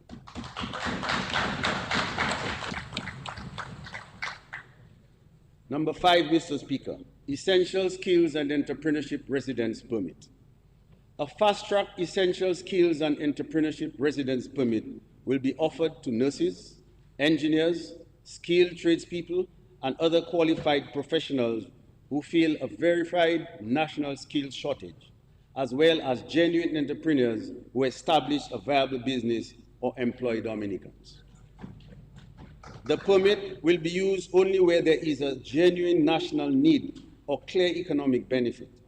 Its purpose is to fill critical gaps, create jobs, expand training, and transfer skills rather than displace Dominican workers. Citizenship by investment, long-term engagement. The Eastern Caribbean Citizenship by Investment Regulatory Authority Act, passed by the Parliament last October, introduces new requirements aimed at strengthening the relationship between economic citizens and Dominica.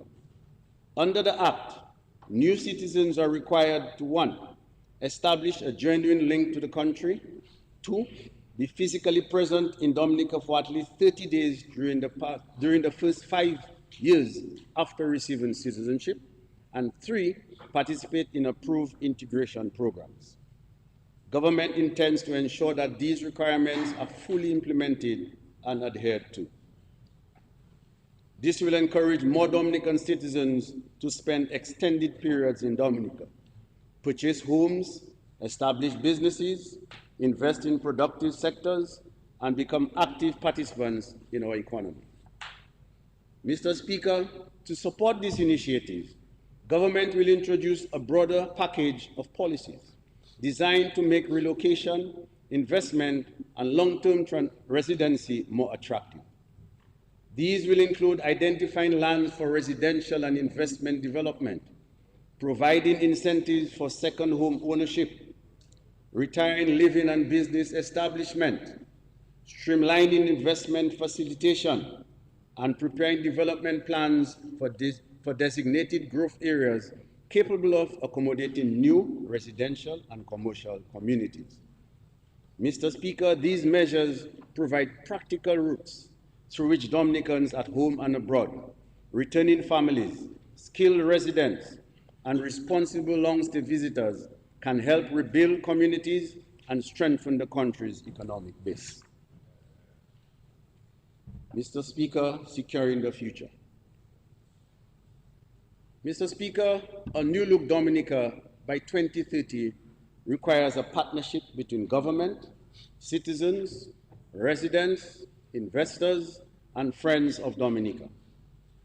But partnership begins with clarity about who benefits and how. Government has been playing its part by making financing available primarily through the Aid Bank and providing a range of fiscal incentives to encourage investment across the economy. Through import duty concessions, income tax holidays, and excise tax exemptions, we have supported businesses, large and small, to expand and invest in tourism, agriculture, manufacturing, small business development, and the services sector. These measures have helped stimulate investment and economic activity. This fiscal year, government will introduce additional policies aimed at reducing the cost of doing business, encouraging greater private investment, protecting business assets, creating jobs, and accelerating economic growth. These measures work through three connected channels: income, tax relief, continued relief on essential imports, and the end of tax compounding will provide direct household relief or create the condition for it to reach consumers. Commercial property and employment incentives, small business finance, and service reform widen the routes through which people can earn. Crop insurance and business vulnerability fund protect income and employment from being wiped out by disaster. Together, they follow the logic of the theme: protect what families have, strengthen how they earn, and secure their ability to recover. Mr. Speaker, beginning income year 2027, government will introduce two new allowable tax deductions for businesses. The first is a new capital allowance in respect of the construction and substantial reconstruction of commercial buildings offered for rent. And the second is a deduction for amount set aside for disaster financing. Deduction for new commercial rental buildings. Owners of qualifying commercial rental properties will be allowed an annual capital allowance equal to the lesser of 3% of the construction cost, or $30,000 per year, for up to 10 years after the building was constructed or substantially reconstructed. This will become effective in income year 2027. Mr. Speaker, for example, where a qualifying owner is entitled to the maximum annual allowance of $30,000, the resulting reduction in taxable income can lower the annual tax burden by as much as $7,500, subject to the applicable tax position. Secondly, Mr. Speaker, Business Vulnerability Fund deduction. Mr. Speaker, as one of the world's most climate vulnerable countries, Dominica understands better than most the importance of preparing before disasters strike and has first-hand experience of rebuilding repeatedly after severe weather. For this reason, government establishes the Vulnerability Risk and Resilience Fund in 2017 to strengthen our ability to respond quickly to natural disasters and reduce our financial vulnerability. As at 30th June 2026, the fund stood at EC 28.3 million, a number of government statutory bodies are also operating similar funds. Government now wishes to encourage the private sector to adopt a similar approach. Beginning income year 2027, a business that establishes an approved vulnerability fund will be allowed an annual income tax deduction equal to the amount contributed to the fund, up to a maximum of 0.5% of annual gross sales. These deductions will continue until the balance of the fund equals the net book value of the business's insurance fixed assets. Businesses wishing to participate must apply to the Comptroller of Inland Revenue for approval. Withdrawals will require authorization by the Comptroller, and any funds used for purposes other than disaster recovery or withdrawn without approval will become taxable. This measure allows approved contributions to a disaster reserve to be deducted in determining taxable income, thereby making it easier for a company to set aside its own resources before a shock rather than depending entirely on emergency assistance afterwards. Employment tax rebate. Mr. Speaker, in 2014, government introduced a tax rebate to encourage businesses to create new jobs and expand employment opportunities. The initiative had two clear objectives. One, to support new and growing businesses, and two, to encourage employers who had been mentoring participants under the National Employment Program to offer them permanent employment. The rebate was available for 1 year, from August 1st, 2014 to 31st July 2015. Under the program, employers were eligible to claim a rebate equivalent to 2% of the salary paid to each qualifying employee, up to a maximum of EC $600 per employee per year, with an overall cap of $6,000 per employer annually. Mr. Speaker, effective 1st October 2026, government will reintroduce this tax rebate for a period of 2 years. The rebate will remain at 2% of the salary paid to each qualifying employee during the employer's tax year.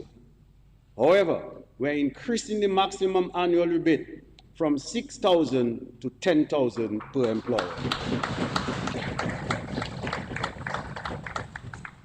A business that creates qualifying new positions can reduce its annual tax liability by up to $10,000 for each of the 2 years, helping to offset the early cost of expanding its workforce. Mr. Speaker, income tax relief. Mr. Speaker, this government has been consistently reducing the income tax burden on working Dominicans. Indeed, from the very first year of this administration, we have maintained that working people in Dominica deserve to keep more of what they earn. When the Dominica Labour Party assumed office in 2000, the income tax structure comprised rates of 20%, 30%, and 40%, with a tax-free threshold of just $12,000.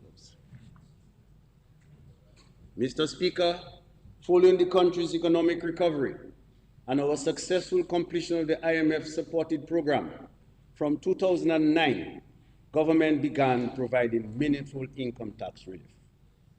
We reduced the tax rates to 15%, 25%, and 35%. We also increased the tax-free threshold first to $25,000 and then to $30,000.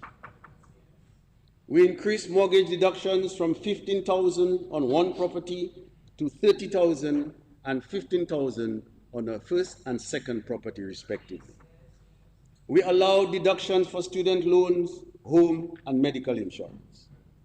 All of these have reduced the income tax burden on workers and removed thousands of Dominicans from the income tax net altogether. Mr. Speaker, this allows families to retain a greater share of their income. Today, despite a global environment marked economic uncertainty, this government will again provide relief to further empower the hardworking people of Dominica.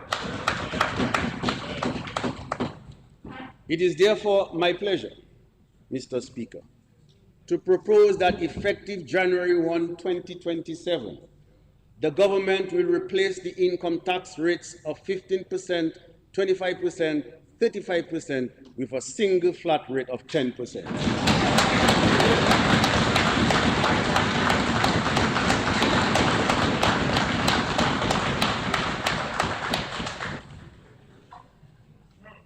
Mr. Speaker, this is a sacrifice the government is making to support the working people.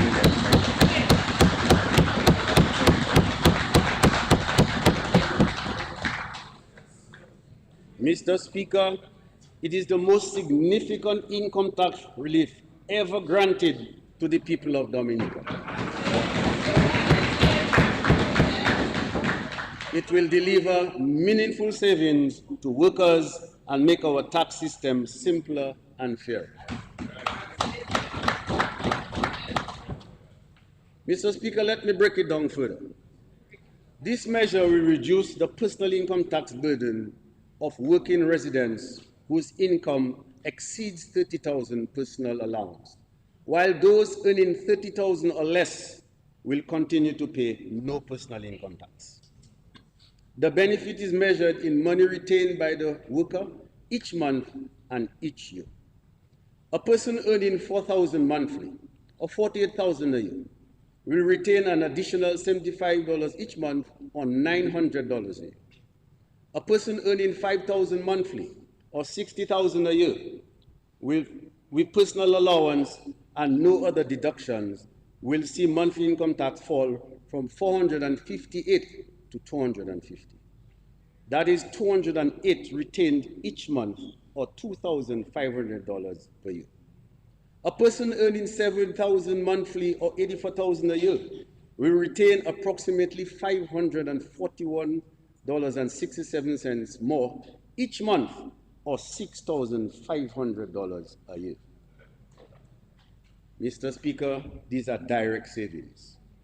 A household with two earners, each bringing in $4,000 per month, could retain a combined $150 per month or $1,800 per year before any other applicable deductions. One family may use the savings for shopping, another to procure a mortgage or health insurance, another may decide to save some more for rainy days or reduce their debt, while others may start a small enterprise or pursue studies. The choice is yours. In short, Mr. Speaker, the relief gives the household more room to make it. All these measures, those in the past and the flat rate today, demonstrate how throughout the tenure of this government, we have been reducing the income tax burden on individuals, allowing them to keep more of their pay to invest and improve the lives of their families.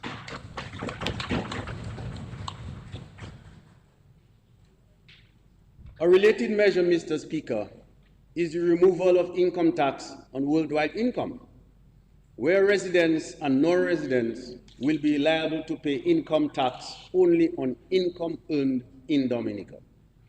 The removal of taxation on worldwide income will encourage Dominican retirees, remote workers, and investors to make Dominica their home, knowing that only income earned in Dominica will be subject to tax.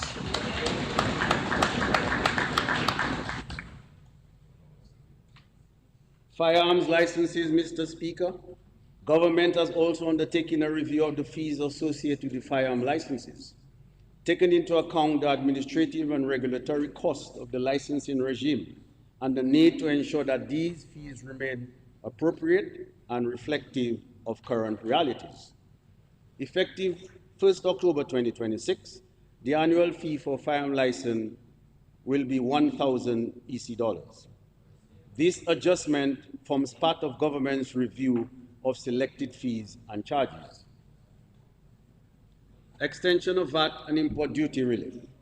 Mr. Speaker, last year government took decisive action to shield Dominican families from the impact of rising global prices by extending the value-added tax exemption and import duty waivers on a range of essential goods through 31st July 2026. Those measures were introduced in response to persistent global economic uncertainties, including higher shipping costs and supply chain disruptions, all of which continue to place upward pressure on the prices of food and other essential commodities in small, import-dependent economies such as ours. Mr. Speaker, many of these external pressures remain. Government, therefore, believes it is prudent to continue providing this important relief to households. I am pleased to announce that the existing VAT exemptions and import duty waivers on the covered essential goods will be extended for a further 2 months until 30th September 2026. Importers, wholesalers, and retailers are expected to continue to pass this benefit on to the consumers. Let there be no misunderstanding. A concession granted by the state must not be converted into a larger private profit margin. Relief at the port becomes household relief only when it is reflected fairly in the shelf price. We will closely monitor prices to ensure that the intended savings reach our families. Mr. Speaker, for many years, citizens and businesses alike have expressed concerns about the administrative burdens associated with importing goods and the complexity of customs calculations. These concerns deserve careful attention. An efficient clearance system should facilitate commerce, not frustrate it. Your government is committed to modernizing the clearance systems at the ports of entry and reducing costs and delay. Mr. Speaker, this forms part of a broader strategy to improve the overall ease and cost of doing business in Dominica. Every unnecessary delay, duplicated document, and avoidable storage or administrative costs is eventually reflected in the price paid by a consumer. Modernizing the clearance system is therefore a priority. Mr. Speaker, this government has examined the tax structure applied to imported goods and has decided to make some adjustments.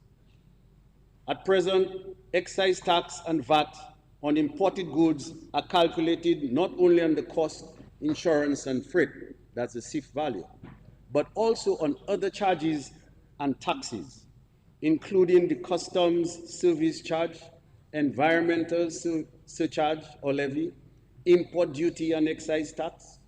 Put simply, Mr. Speaker, one tax or charge is added to the base on which another tax is calculated. That is tax compounding. Mr. Speaker, effective October 1, 2026, government will end this practice.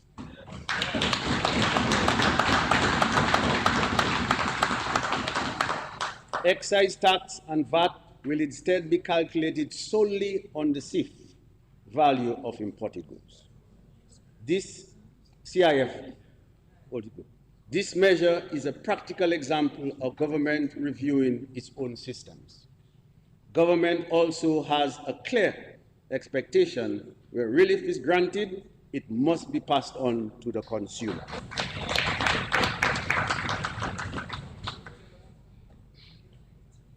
Mr. Speaker, taken together, the measures including the insurance for farmers, which was mentioned earlier, form a connected household package.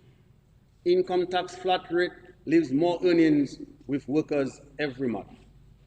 VAT and import duty relief temporarily shields covered essentials, while the end of tax compounding permanently removes cost on imports. The import duty and excise tax concessions on garbage trucks, along with the employment and commercial property incentives, support the entrepreneurship, creation of jobs, and business activity. Vulnerability funds protect those jobs after disaster. The reform of the import clearance process and digitalization of the government services return time and reduce hidden expenses. Some measures provide cash relief, some create the conditions for income, and some prevent income from being lost. Together, they protect our progress, strengthen our independence, and secure our future. Mr. Speaker, it is imperative that citizens understand the magnitude of this national sacrifice. These measures are not costless. They represent revenues totaling $43.5 million annually that government is leaving with workers, households, businesses, instead of collecting for the treasury. Government is entrusting these funds to our citizens, confident that resulting gains in household income, investment, employment, and economic activity will justify the fiscal cost. Mr. Speaker, at the beginning of this address, I acknowledge that the road ahead is uncertain, but we do not enter this moment without experience. We know what it is to face danger. We know what it means to lose in a single night what took decades to build. Above all, we know what Dominicans can achieve when adversity confronts us. We rebuild, we adapt, we protect one another, we turn setbacks into opportunities for renewal. We may bend under pressure, but we do not break. We may be delayed, but we do not abandon the journey. This budget has been prepared in that spirit, not fear, but foresight, not retreat, but readiness, not surrender to uncertainty, but a decision to give Dominican household, workers, and businesses greater control over their future. Mr. Speaker, throughout our development journey, government has made deliberate choices. We choose investment over stagnation, rebuilding over retreat, and preparation over complacency. Those choices are now transforming lives across Dominica. A road is not simply asphalt and concrete. It is a safer journey to school, fewer vehicle repairs, a farmer reaching the market, and a business reducing the cost of moving goods. A hospital is not merely a building. It is faster emergency care, treatment closer to home, and protection against a medical crisis becoming a financial catastrophe. A school is far more than classrooms and walls. It is a textbook. A parent does not have to choose over groceries. A skill that opens a job and a reason for a young Dominican to build a future at home. Mr. Speaker, that is the household test applied throughout this address. Development is meaningful only when it reduces vulnerability, widens opportunity, and leaves people better able to face the next month and the next shock. This budget is a covenant between this government and the people of Dominica. A promise that even in a world of rising costs, climate shocks, and global uncertainty, we will not waver our duty to protect, to invest, and to build. The investments already made have prepared Dominica for a new phase. The measures in this budget now convert that foundation into household outcomes. More take-home money for working people, incentives for businesses to hire, finance that allows entrepreneurs to invest without exhausting family savings, reserves that help firms reopen after disasters, continued tax protection on essential imports, and an end to taxing one tax upon another. Mr. Speaker, economic progress ultimately depends on confidence. Confidence is earned through responsible leadership, sound financial management, political stability, strong institutions, and the consistent delivery of national priorities. Today, Dominica has earned that confidence. It is reflected in the scale of investments taking place across our countries, the growth of our productive sectors, and the determination of Dominican entrepreneurs who are expanding businesses, creating jobs, and driving economic activity. Mr. Speaker, the future before us is one of promise because the plan is connected. Resilient homes protect families. Education and health protect human capacity. Tourism, agriculture, fisheries, energy, and enterprise widen the ways we earn. Migration policy adds people and skills with safeguards for existing communities. And fiscal reform directs relief to wages, prices, jobs, and resilience. With unity, sound leadership, and the determination of our people, there is every reason to approach the future with confidence. We will protect our progress by defending the homes, services, incomes, and institutions our people already depend upon. We will strengthen our independence by producing more, generating our own energy, creating several engines of income, and making Dominica a better place to work and invest. We will secure our future by leaving more money with working families, reducing avoidable costs, protecting jobs from disaster, and preparing the country for uncertainty. Mr. Speaker, we rest on God's promise in Jeremiah 29, verse 11, where the Lord says, I know the plans I have for you, plans to prosper you and not to harm you, plans to give you hope and a future. Mr. Speaker, at this point, permit me to thank the Honorable Prime Minister and my cabinet colleagues, our partners both locally and internationally, the public officers involved in the preparation of the budget, specifically the Financial Secretary, Ms. Edwards, and the Secretary to the Cabinet, Ms. Prevost, the Treasurer, the Treasury, Customs and Inland Revenue staff, those who took time to participate in our consultations and made written submissions for inclusion in the budget, our prayer warriors, volunteers, friends, the media, and the technical team, and those attending this session and following the broadcast. Today I lay these estimates and policies before the Honorable House and the people of our beloved country with faith and with determination that the prosperity we create will be shared prosperity. May God continue to bless the Commonwealth of Dominica, and may He guide us as we do the work of the people. I thank you, Mr. Speaker.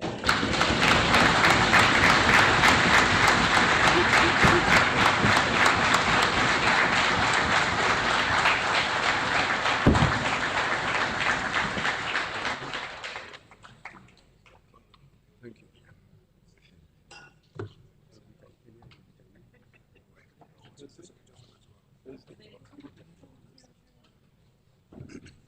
Yes.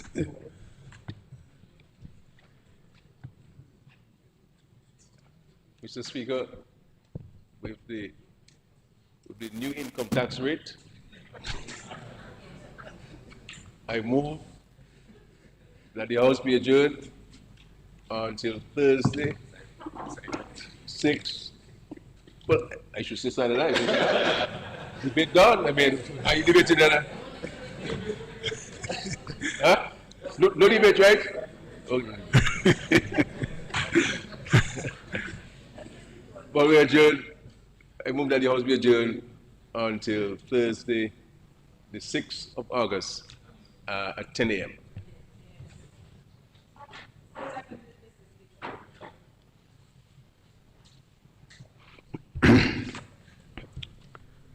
In accordance to Rule 73(3), it has been moved and seconded that the House be adjourned until Thursday, 6 August 2026 at 10 a.m. Those in favor? Those against? The ayes have it.